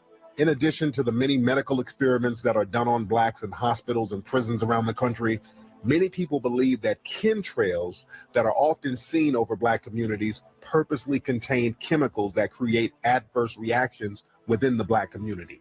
The chemtrails are dangerous because of what they contain: barium, strontium, and genetically altered red blood cells. What are genetically altered red blood cells doing in an aerosol? If you go to Harvard, they have a place on the campus, one of the tallest buildings on Harvard University is called the Herbarium. The Herbarium. In there, every floor is dedicated to some parts of Africa and Asia, and mostly Africa, where the young scholars who are working on their PhD is sent to study the farm and the herbs and the plants of these places, and to interview the so-called healers and witch doctors, and come back to Harvard and tell what medicine, what medicinal purposes these herbs, fauns, and plants are used for. And then they create synthetic versions of it and sell that formula to the pharmaceutical companies. There's a drug epidemic in a neighborhood and the hospital is quiet. Forget law enforcement for a minute. The hospital, this is the center of the community's health, and the hospital is quiet. So we're in a situation where the institutions by which we live are conspiring against us. There's no such thing as an institution that is standing with its lights on and people going in and out of the institution, and you're still not receiving the service of the institution. How is that possible that there is a standing hospital in most neighborhoods and everyone's sick? How is it possible that there is a police department in every neighborhood, several, and crime is still what it is? How is it possible that there is a public school and people are dumber? I argue conspiracy. The Black community is really the only community that's really afraid of hospitals if you go around the country and talk to different African American people, they have horror stories about certain hospitals within the neighborhoods. Out here in Los Angeles, you have a hospital called King Drew Medical Center. Well, it was closed down, but they had a hospital called the King Drew Medical Center.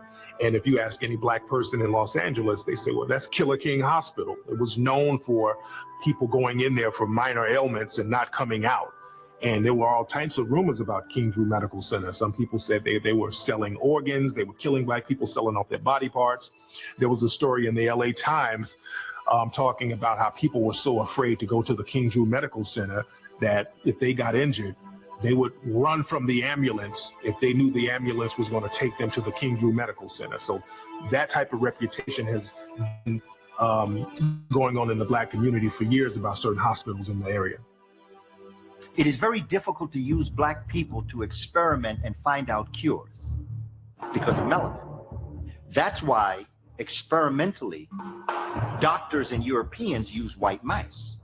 They use albinoid mice because the outcome after you go into a white mouse is what's going to happen to a white person. If you use brown and black mice, the outcome is not going to be for white people because a black and brown mice is a melanated mouse. A white mouse is an albinoid. That's why they got pink eyes. Melanin is an alkaloid. The chemical structure of melanin is an alkaloid, and it is similar to the chemical structure of other alkaloids, which are heroin, cocaine, and marijuana. And the other important aspect of this is because of the fact that melanin is an alkaloid, it binds to other alkaloids. So black folk who smoke crack or do cocaine, heroin, or marijuana are inclined to get higher faster and have a more intense high because of the alkaloid in the melanin binds to the alkaloid in that drug, which consequently means that people of African ancestry are going to become addicted faster and have a more difficult time trying to kick those drugs. It wasn't just crack cocaine that came into the black and Latino areas. It was a way of life that came into the areas that replaced another way of life. Let me go back a little bit. Just before the crack cocaine way of life, you had the cocaine way of life. You know, not to call any names, but the pinnacle is Studio 54, where you know this 70s New York City nightlife, where cocaine is everywhere and flagrant. In rap music, in early MC and DJing, you get MCs on the mic saying cocaine, cocaine. Somebody say blow, blow. All of that kind of stuff. Early parties. Before that, I'm talking just now 77, 76. Before that, go back 75, 74, 73. Heroin was the lifestyle that was pushed onto the black and Latino community. Each one of these destructive lifestyles were introduced into the community. The youth in the country in the 60s almost brought us to the democracy we say we are. And the tyranny that rules our country by controlling the economy of this country decide to bring drugs and then use the war on drugs to create laws like the 3 strikes and you out and the Rockefeller laws that are as worse as any we saw in the Soviet Union during the Stalinist period, to put the young people in prison, many of them for the rest of their lives, for crimes that normally you would have walked after a year or two.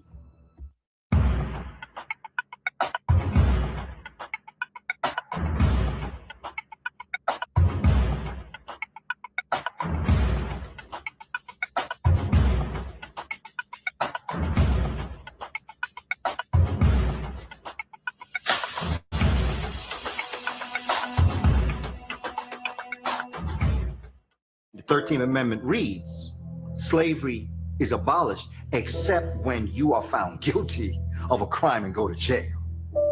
So prison is the slave plantation.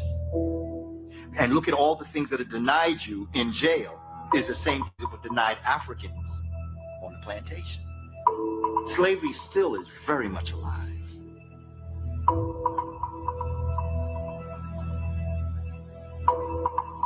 Today, there are more African American adults under correctional control in prisoner jail on probation or parole than were enslaved in 1850, a decade before the Civil War began. Crime and crime rates did not drive mass incarceration to begin with.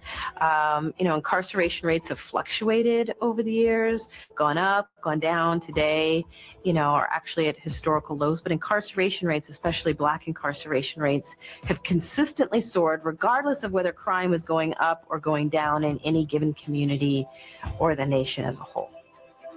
War on drugs, which has been a major engine of mass incarceration, has targeted poor communities of color, especially Black and brown men, even though studies have consistently shown now for decades that people of color are no more likely to use or sell illegal drugs than white.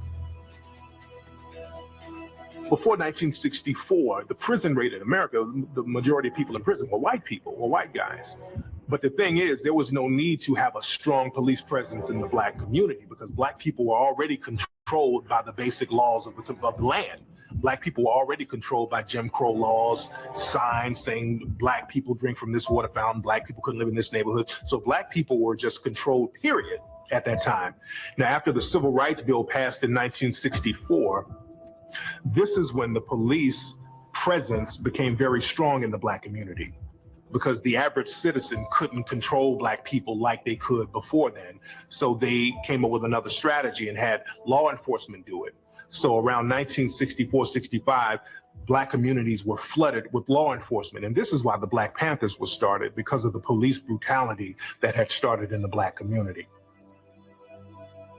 Prisoners themselves represent a small percentage of the population under correctional control. Like today, there's about 7.6 million people under correctional control, but only about 1.3 million are in prison of that. The rest are on probation, parole, in jail, overwhelmingly for minor nonviolent offenses and drug offenses. The problem is that even if you don't get prison time, even if you're lucky enough to get just felony probation, you're saddled for the rest of your life with a felony record. And so the question isn't, in my view, just who's in prison. The question is, who is branded a criminal or felon and must live with that label for the rest of their lives. The people said, well, if we don't need Black labor anymore, what do we do with it? Well, we have to set up a system in the commercial system, or at least incorporate Black people into the commercial system so that they make us money without having to do the labor of kicking cotton or picking sugar cane or whatever. We're already past that. So how do we make a more sophisticated plantation where we can keep slaves? Well, let's criminalize pretty much every damn thing that we do. There are over 1 million laws on the books now. Who needs 1 million laws? Unless you want to control people's behavior. The police presence has always been in the Black community because we are prisoners of war. That's number one. The original police were created to catch slaves. They were slave catchers. There was no need to police a white society. There was no need for that in early America. There was no need for that. Police even became wild when police were always about guarding property. That's what the police are about, guarding property. That's it. Their job gets stretched out to a moral responsibility and public safety and that kind of thing later on in their development. But the original concept of a police officer is to make sure your property stays with you. They are hired by the rich, first of all, to protect the rich's property. People of all races who are jobless, especially chronically jobless, are more likely to be violent than those who are not. And ghettoized communities are areas of concentrated poverty and joblessness. So it's not a surprise that there are higher rates of violent crime. And this idea that there's something especially wrong with Black men that makes them more likely to be violent, or especially wrong with Black culture that leads to high rates of violence, is just disproved by all of the available evidence. If we were to invest in education and job creation in the communities that need it most and eradicate these high levels of joblessness, we would also see the racial disparity and violent crime disappear. A lot of people don't know the original street gangs in America were European immigrants, and the movie Gangs of New York goes into that, how these Europeans came over and they formed the first street gangs in America. And the thing is, they weren't demonized. There was a wave of white crime, where white immigrants coming to the United States who were jobless and poor were engaging in high rates of crime. But the response wasn't, let's lock them all up and throw away the key. The response was, what can we do to save our young men? And they went in and invested in education and job creation and providing social services and a safety net to ensure that these young men did not slip through the cracks, and viewed them as one of us who need to be protected and saved, whereas young black men in ghettoized communities are viewed today as largely disposable. 80% of prisons are found in Republican districts because you may have a town of, let's say, 20,000 people. Let's say you have 20,000 prisoners in the prison in your community. When it's time to be taxed, when it's time to get money from the government, you have 40,000 people. And even though those other 20,000 never get money that are in prison, they're accounted for in your population. There's extraordinary amount of money being made off of mass incarceration today. I mean, part of it is private prisons, which are making their money, from caging human beings quite directly. But there's also a range of other private corporate interests that are profiting from the prison industry today. Private phone companies that charge prisoners and their families exorbitant rates just to place phone calls and remain in touch with loved ones, taser gun manufacturers, private healthcare providers that provide typically abysmal healthcare to people behind bars, have secured very lucrative contracts, and then, there's private corporations that are now using prison labor, rather than shipping jobs overseas, are actually using prison labor, paying them far less than minimum wage. Many of these furnitures we see in all the state offices and stuff, they're made by brothers and sisters in prison. They try to make it seem like it's just license plate. It's a lot more than that. And all of them are located in areas where they're farms. And almost all of them are loaned out to work these farms, where they're getting only pennies a day. Slavery. Many of these agencies get rewarded in cash by the millions for the sheer numbers of people swept in for drug offenses, which helps to explain why so many law enforcement agencies go out looking for the so-called low-hanging fruit, stopping, frisking, searching as many people as possible in the hopes of boosting their numbers up and continuing to qualify for funding. Anytime you can put your prison on the stock market, it means you already have a methodology to guarantee the commodity, and the commodity is the imprisoned young black man and woman. You're given a number, and you're warehoused in this cell, and you become a warehouse receipt. So more jails are kept up because the warehouse receipts, and if you don't have anybody in jail, you're not making any money. So you need to keep the jails filled in order for those warehouse receipts to be traded on Wall Street and the insurance companies to be making money each time. Drug markets, much like American society generally, are fairly segregated by race. Black folks typically sell to black folks, Latinos to each other. Drug markets even segregated by class. University students sell to each other.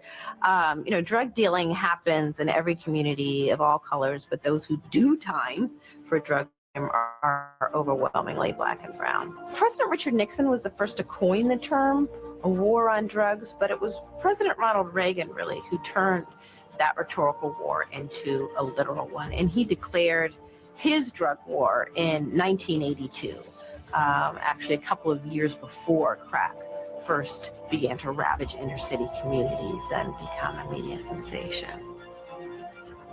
the media frenzy around crack cocaine didn't just happen. It was actually part of, a political campaign conducted by the Reagan administration to sensationalize crack use in inner city communities to boost public support for a drug war they had already declared and persuade Congress to devote millions more dollars to waging it. After crack became a media sensation, harsh mandatory minimum sentences started sailing through Congress, harsh mandatory minimum sentences for minor drug offenses, sentences larger than murderers receive in many other Western democracies.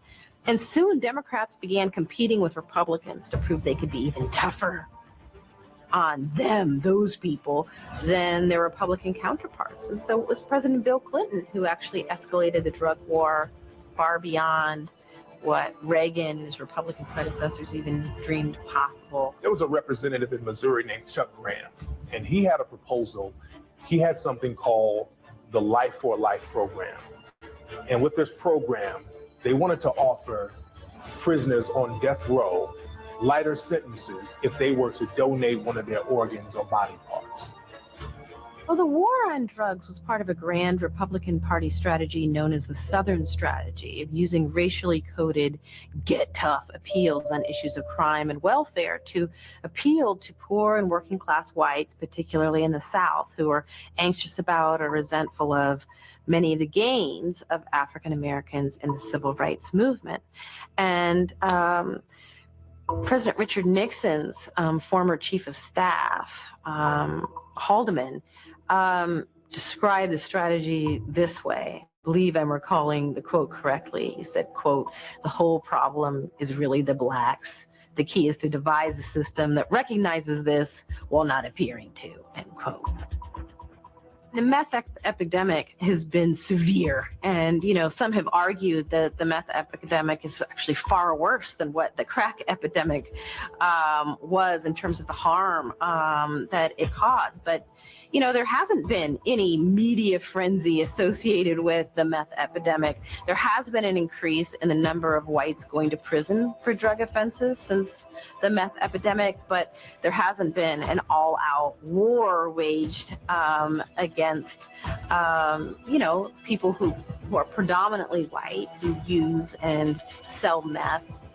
It doesn't matter how severe the racial disparities are, unless you can offer proof of conscious intentional bias tantamount to an admission of racial bias by a law enforcement official. You can't even state a claim for racial bias in the criminal justice system today, which presents a bit of a challenge since most law enforcement officials, like the rest of us, know better than to state our racial biases out loud. A police officer isn't going to say, "Yes, Your Honor, the reason I stopped him was, well, because he was black."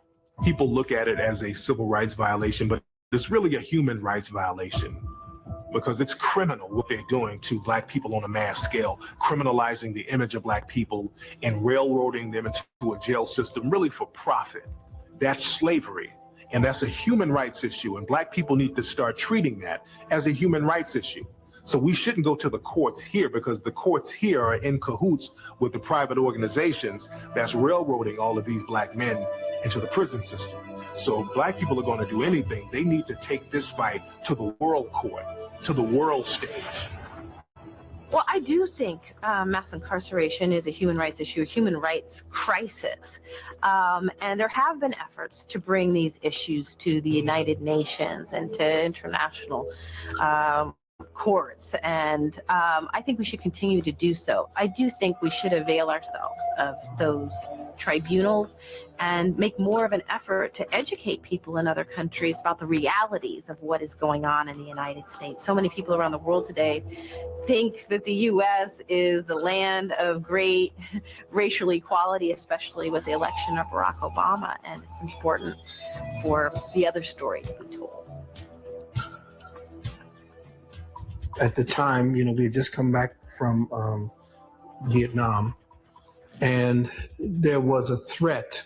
King David and King Alfred planned because of the blacks. And remember, it was mostly blacks that were fighting in the end in Vietnam. And they feared, at least this is my conjecture, they feared that these soldiers who were coming back home with the knowledge of warfare And all the tactics that they learned about the Europeans and warfare were to be used on them. The King Alfred plan was to make sure that they would round up people into concentration camps the way they did with the Japanese, the internment camps, as well as to shut down areas, grids of electricity in the areas where blacks were consolidated. Also to place bombs, most people don't know, to place impediments or areas, or to set up roadblocks, or to cordon off whole communities. Freeway systems in black areas are designed to really regulate the community. For example, out here in Los Angeles, South Central LA is really surrounded by 4 freeways. It's surrounded by the 10 freeway, the 110, the 405 freeway, and the 105 freeway. During the LA riots in 1992, a lot of people don't know that they actually shut the freeways down, and they were going to start bringing in the National Guard, where they actually did bring in the National Guard. So the black community, they always have freeway systems there because they never know when they need to implement that King Alfred plan, when they need to go in there with military tanks, if there's some racial insurrection, and really suppress the black community. So that's one of the reasons for the freeway systems being directly on top of the black communities around the country. Every black community in America got expressways that went right through them, destroyed them. You're going to find out where the old black communities used to be. Go in the city and find the expressways. There's a direct relationship between having the businesses and being in prison. Go find see how many Asians you can find in American prisons. You ain't gonna be in there. But 51% of your prison will be black because blacks don't have the businesses and industries. There's a direct link. Blacks won't practice group economics. Black won't practice group politics. If you don't practice, you're setting yourselves up. I told that 5-story building, you're setting yourself to get wiped out. Understand the nature of race, which is economics. If you build the first floor, it's economic. Build your businesses and your industries, control business and industry, and put that pulls in your money, and hold that money, and practice group economics with it.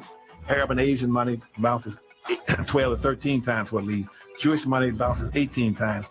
Black folk got to learn how to practice group economics. Black Americans spend every penny they get outside their own community. Then you take the money and the wealth that you get from that first floor and go to the second floor. The second floor is politics. You then take that money on the first floor and you control your politics. Black folk must quit allowing people to tell them to go out and vote. Vote for what? Nobody's going to do anything for black folk in politics. Politics is controlled by money, major corporations who got the money. That's what controls politics.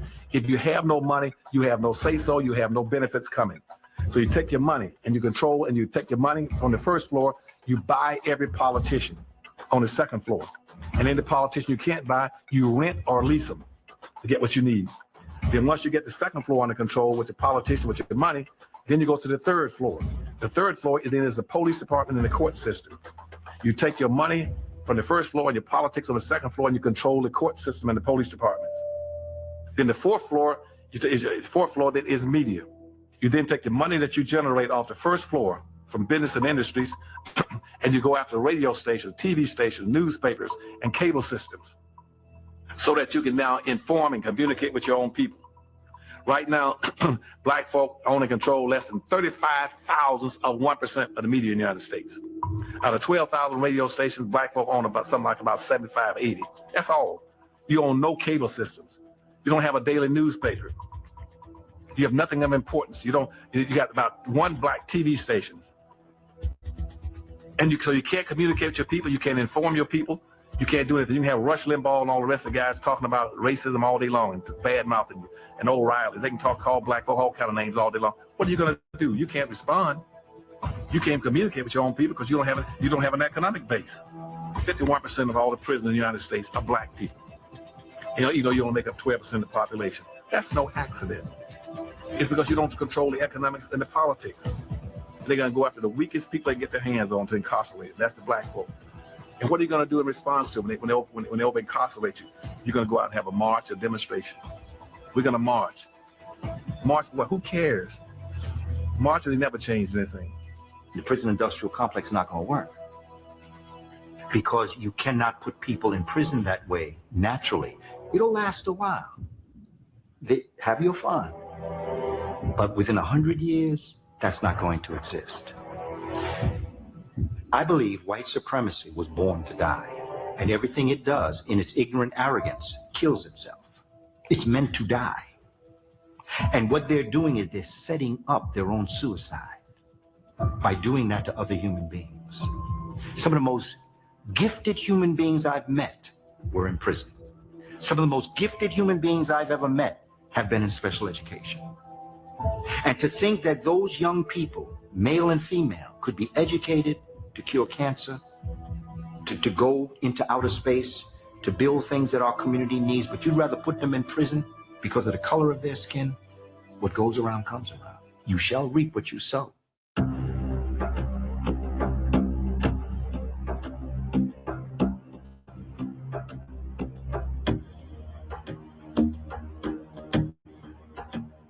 The best way to control melanated people is keeping them poor and disenfranchised, and this is what has happened to Black people in America. There's a reason why Black people have been economically undermined, because it's very easy to control poor people. When people are poor, you can do whatever you want to them, and they won't have the economic power to fight back. They won't have the economic power to put a politician into power to help them out. They won't have the economic base to really take care of their basic needs, so then you can control them any way you want to. See, white folk lend us money. They don't pay us, because they know that they're going to get it right back. 1866, and up to about into the 1920s, Black folk had the greatest economic achievement they've ever had in this country. Even though it didn't occur under integration, it occurred under segregation. Those Black folk had managed to acquire over 20 million acres of land, according to the United States Census in 1920. 20 million acres of land. But between 1920s and 1950s, they lost almost all of it. Back in the 1920s and up to the 1940s, we had Black broom factories, we had Black mattress factories. Almost every Black major city had at least 2 cab companies. We had Black bus companies. We had Black shipyard up here in Baltimore. When I say Black bus lines, I'm not talking about just having 3 or 4 buses. We had over 500 buses, and this is in Winston-Salem, North Carolina. And our bus company didn't just service just the Black neighborhoods; it serviced the Blacks in the white neighborhoods. We had 2 Black cab companies. We had the Harris Cab Companies and the Campbell City Cab Companies. But they used to have their own restaurants. They had the best nightclubs in the country. The Blacks had 2 baseball leagues. Each baseball league had 8 teams. We had over 500 of the best baseball players in the world. But what did they do? They wanted to integrate. So as soon as they put Jackie Robinson on the Brooklyn Dodgers, Black folks said, we'll give up all of our Black baseball leagues, Black teams, and all our Black players, and we can just get one Black boy to play on a white team. Black Americans were gung-ho about integration because we thought that would be our passport to freedom. We equated integration with freedom. That scared whites to death. And see, at that time you had whites, a lot of these white separate communities. You had white Polish communities, you had white Jewish communities, you had white Italian communities, you had white Irish communities. And white folks said, well, we're not going to if these Blacks want to integrate, we're going to come together and organize as a unit. And so white folk then dropped all their little communities and said, no, we're going to organize as a one white block. We're not going to talk about I'm being Polish and you're Irish and German anymore. We're going to do that anymore. We're going to stick together as a group. We're not going to let all these Blacks come and penetrate us. Because we were doing things and becoming self-sufficient, that became a threat. So instead of them just coming out and attacking, because they couldn't just come out with an all-out attack, we were a little bit too strong for that, and we would have fought back, and there would have been a civil unrest that would have definitely undermined the security of the country. Instead, they said, well, let's invite them into a place that they've always coveted, and that is into the white estuaries of power, into the white citadels of power. Let us make sure we bring them in and incorporate them to us, and therefore, being that they're going to have to buy their facilities and all their materials from us, they're going to have to interface with us anyway, they're going to dress like us, act like us, and we will take the best of what they have and capitalize eventually and take it over. We will have quelled or stopped any threat or competition to our business, and that's exactly what they did. So black folks stripped themselves of all their resources. They stripped themselves of their unity. They stripped themselves of the role model when all blacks used to live together. Then they had their own role models. All the doctors and lawyers and teachers, but the black lived all together. You had a sense of community. You knew each other. You trusted each other. You worked with each other. You participated with each other. You learned how to buy from each other, to sell each other, to support each other, to care about each other, to love each other. When black folk up into integration, blacks never locked their homes. We practice a very profound humanity. If an Asian opens a store in our community, we do not boycott and discriminate against them. If an Arab opens a store in our community, we do not boycott and discriminate against them. If a Jewish person opens a store in our community, we do not boycott and discriminate against them. We shop with all peoples. We treat all peoples equally. The problem is they're not treating us equally. See, we caught in our own humanity. And until we begin to address that and demand that others practice towards us the same human concern and love that we practice towards them, we will stay in this situation.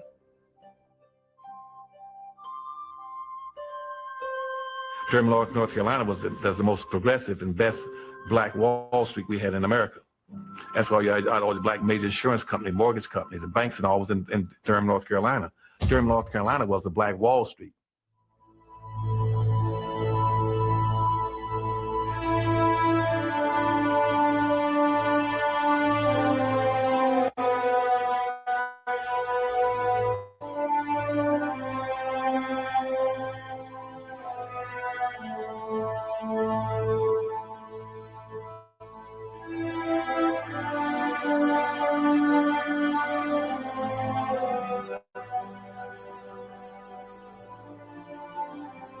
Tulsa race riot.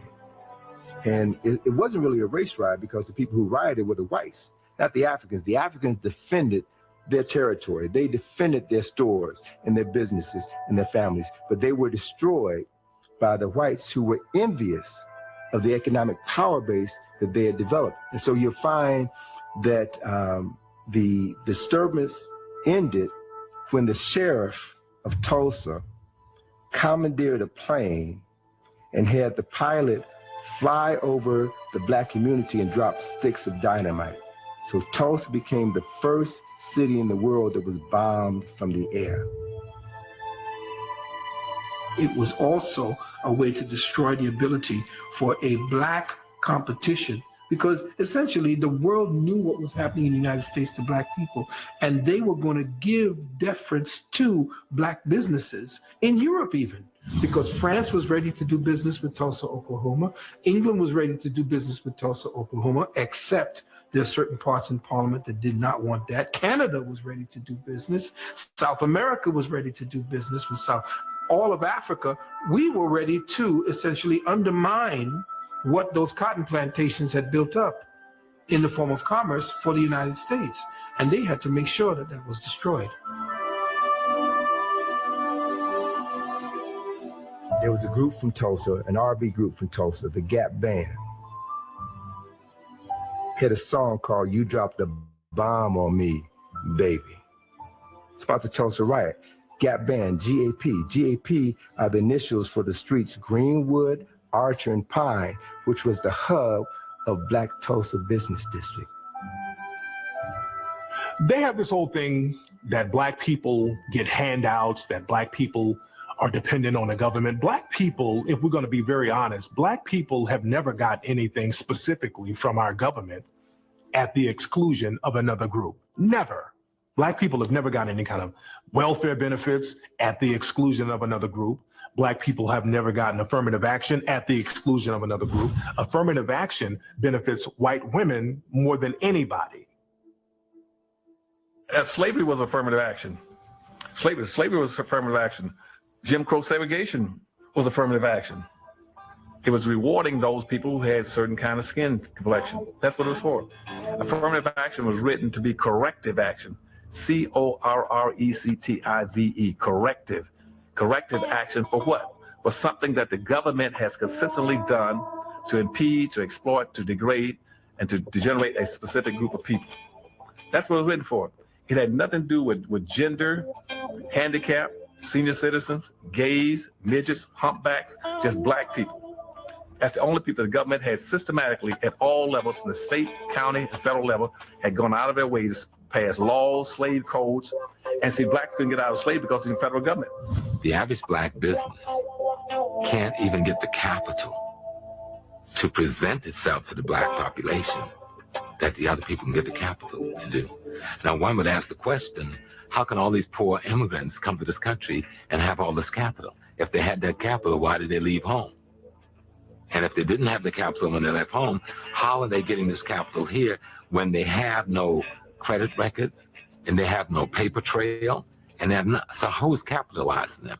And I think if we begin to look at that question, we begin to get to the bottom of what's going on in the black community. See, and you cannot, it's impossible in theory and practice to acquire wealth and power or to be economically competitive without a community. And right now in America, black folk do not have not one single solitary community in America. You cannot prosper, you cannot compete. It's gonna be very difficult for black folk even to survive under the present circumstances because they don't have communities. All black folk got are neighborhoods. A neighborhood is like a bucket with a hole in it. A neighborhood is where you eat and sleep. A community is where you store your values, your history, your wealth, your power, your resources, your jobs, your tax base. And most of these neighborhoods have gotten so bad, so crime-ridden and run down and so dysfunctional that the neighbor has moved and all you got left is a hood. There's nothing left in them. We have a ranking order of acceptability in our society based on skin color, going white, yellow, brown, black. It's in a descending color order, going from the whitest to the darkest. And the wealth is also distributed along the same lines. The whitest at the top, you got the wealth, power, and resources going down. It trickles down, all the way down. The power and resources, as they go up and down, the further you go away from the white, the thinner it becomes, the weaker it becomes. And black folk are not that silly. They can say, consequently, if I want something, I'm gonna try to identify with anything as close to white as possible.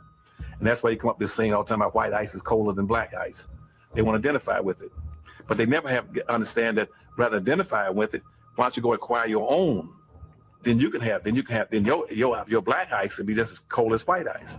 Black folk on an aggregated national disposable basis of collected income, they might be the ninth richest nation on earth. Right now, if I take all the black folks' money annually and aggregate it, they might be rich. They're richer than maybe Sweden, Canada, India, Pakistan, whole bunch of countries, Thailand, folks most all put together. But the difference is, what I keep trying to tell blacks, it doesn't make any difference because it's not aggregated. You aggregate something, you strengthen exponentially the power of it by multiplying factor, by putting them together and then piling it up, making it stronger. But unfortunately, we are the only people that don't want that to occur. Because you know why? Because traditionally, whites saw black folk aggregate as being a negative. And we see everything through the eyes of whites. Typically, anytime anything that exceeds more than 6% of something that's black, the whites are in charge of it, and you get more than 6%, that sets off alarm in the white society. If I move into a neighborhood and I'm the only black, whites will accept one black, the two blacks. But the minute you start getting up further than that, they go on alert. So by the time you hit 6, you know what happened then? They started putting peace and love, grand rising, happy wake and bake. Shout out to everybody that's been in here lit all morning. Shout out, drop a fire emoji if y'all can hear me, man. We can get back into it. Their houses up for sale. If I go in an organization, I got one black in that organization. It's all white organization. They'll accept the one black or two blacks. But the more blacks you come in, trying to integrate, that becomes a threat to the dominant society. And they'll either move out of that organization, move out of that neighborhood, or even go to school and take their kids out of school. And where are they going to move? They're not going to move to a more integrated society. They're going to move back with their own people. When a white person takes his kid out of a school, out of an integrated school, he's not going to go and try to find another integrated school. He's going to take his kid to a segregated academy, a charter school, or an all-white suburb. If you went back to, the 1500s, slavery's in full effect, okay? And you go to a slave or an African and you say right there, while he's picking the cotton, right there, yo, man, what you think about this whole situation you in right now? You're going to get two types of people. You're going to get three. You're going to get one type of person say, what situation? I'm just picking cotton. I'll get another person that says, well, you know, it's kind of, you know, Master Charlie kind of hard on me, but he all right. Then you get this other person that's like, yo, what's your name? You got something called a MAP? I'm trying to get out of here. These are the three people you're gonna meet on the plantation. In the 1500s, the three people you're gonna meet. I don't know what I'm doing here. I don't care that I'm here, and I'm trying to get the hell out of here. Come now, 2012. Ask a person in any job situation, where they go, you're gonna be three types of people. One, why do you work for FedEx? What do you mean, why I work for FedEx? I got a job.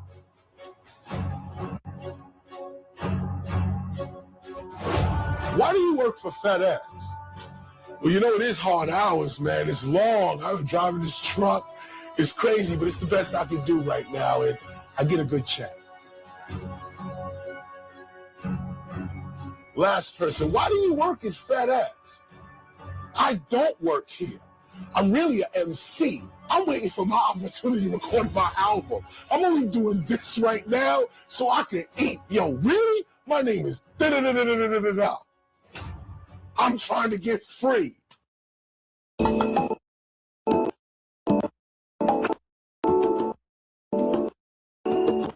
The colors, they're not lost. They're hidden. Lost you may never find. Hidden you just gotta look for.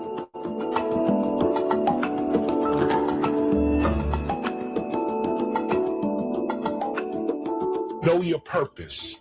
You have a purpose. Everything alive in nature, even inanimate objects, have purpose. You have a purpose. Know your purpose. If you don't know your purpose, link up with someone who knows their purpose. Chances are when you link up with someone who knows their purpose, you find yours. A major solution to countering the war on melanated people is to read, to do what was illegal for your ancestors to do during the period of enslavement. It's no accident that laws were passed preventing African people from reading or writing. If you can't tell where you came from, you can't pass on that knowledge to your descendants.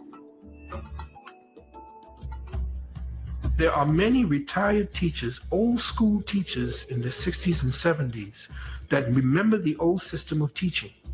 Remember how it was, A, B, C's first, your dynamics of mathematics, what it is. Those old school teachers are sitting there with nothing to do. They're just getting a pension and they're rotting away. Get together in your community. Get a home, rent a building or whatever, and use her, who has the credentials of a teacher, and the homeschooling credentials together, and teach your own children. Create your own curriculum. Teach them, of course, to keep up in the outer world as far as competition is concerned and what to do. Y'all hear everything loud and clear? Shout out to everybody in the building, man. This is just a little overnight build. You know what I mean? We're going to start doing the 24-hour streams as well. So I'm going to probably be doing them on my other channel. So we're going to be redirecting the family to the new channel, okay? But teach your own children, because the psychological dynamic of your own being taught by you is enormous, as ramifications way down the line when they go out into the other world. Travel is very important in terms of real education. To be somewhere in that instance, to actually go somewhere and be in that place definitely sheds a lot of knowledge on things that are hidden in one society and is beaming like sunlight in another one. What I've learned in traveling to Africa, specifically in South Africa, I had assumed as I got involved in the African Centered movement in the late 80s and learning all of these wonderful stories about ancient African history and culture, I assumed the continental Africans knew that history. But when I went to South Africa and started talking about Kemet, they had no idea. And why was that? Because they were socialized We hear about the Asian scramble for Africa. We hear about the East Indian scramble, the European scramble for Africa. There should be an African-American scramble for Africa. We should be going into Africa with our finances organized and saying, guess what? We're going to invest in this oil. Here's $5 million up front. Okay, show us a budget on paper. What do you need for the refineries? Okay, what are they going to cost? Where are you going to purchase them from? We're going to invest in that. We're going to invest in the diamonds. Enough of De Beers and Oppenheimer. Okay, we're going to sell our own diamonds. Isn't it amazing that 90% of the world's diamonds comes out of the ground of Africa, and there's not a black man on earth who sells diamonds anywhere? Ghanaian chiefs came together in ceremonies with African Americans. I was there, I saw it with my own eyes, and they apologized for their ancestors selling us into enslavement. They apologized and they opened the door for African Americans to come back to Ghana. And the Ghanaian government passed legislation giving land and citizenship to any African American who wanted to come back to Ghana. And hundreds, if not thousands, have taken them up on that offer. During the administration of Jimmy Carter, the big new Brzezinski wrote a white paper that was sent to all State Department agencies that everything in their power had to be done to keep African Americans and Africans from uniting politically, culturally, or economically. Sisters and brothers on the continent are told, don't mess with those African Americans. They do drugs, they're violence, they don't respect themselves, they don't respect their women. And I've been told by people who come here as students and what have you, that their parents are warned. Tell their children, don't mess around with those African Americans. Bad things will happen to you. So there's a deliberate lack of connectedness. And I think that the powers that be understand the potential of the link up between Africans in the diaspora and Africans at home. I deal a lot with African brothers and sisters who come here all the time. Some of them who have temporary visas, school visas, working visas, and some who have actually become citizens. And I know for a fact that when they come here and come through customs, they are given an orientation into living in America. And one of the things that they are specifically told to do is stay away from African Americans. They're not good people to hang around. In fact, I've even heard that there is a video shown, a propaganda video that is shown to African immigrants, kind of highlighting some of the negative things that African Americans participate in and how they should stay away from us. So without a doubt, that threat of a pan-African unification is something that, you know, the global powers of the world is very concerned about, especially with the intermingling of black folk from all over the world. And that's why when you come across a lot of Africans, they're afraid to interact with you because they've been told by the government that allowed them to be here in the first place that we don't want to see you around them. And that's why you tend not to see their participation in our political organizations, because many of them are not citizens, so they can be deported at a second's notice. And as we know, because of racism, an African is more likely to be deported than anybody else for subversive activity. That doesn't mean we can't work with them.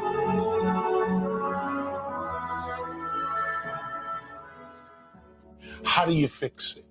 You have to govern yourself. Nation building begins with governing your family. Black men, stay home. You don't have to be at the bar every week. You ain't got to be out with the buddies. Tend to your wife and your children. Make them the priority in your life and govern your family. Link with other men that are governing their families. Too many times. How do y'all feel about some of this conversation? You know, obviously, this was a conscious wave of thinking back in 2010, 2012, 2013, 14. This was a conscious way of thinking, and it shows the growth of how people have changed. We got a lot more to get into, but before we do this, family, I do need the family to hit that like button and support the channel. I do need the family to hit that like button and support the channel. Thumb up the video. We got a lot to get into. And I want y'all to subscribe to my other channel. Are y'all subscribed to my other channel? Drop a fire emoji if y'all subscribe to my other channel. I need to see who all in here with me. Are y'all subscribed to the other channel, family?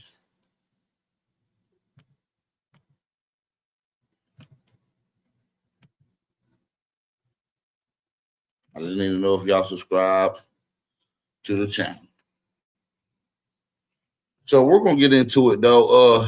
Matter of fact, go ahead and subscribe to the new channel. We're gonna start this video up, but go ahead and subscribe to the channel, family. Shout out to everybody that's in the building. Black men that are good with their families link up with other black men that corrupt them.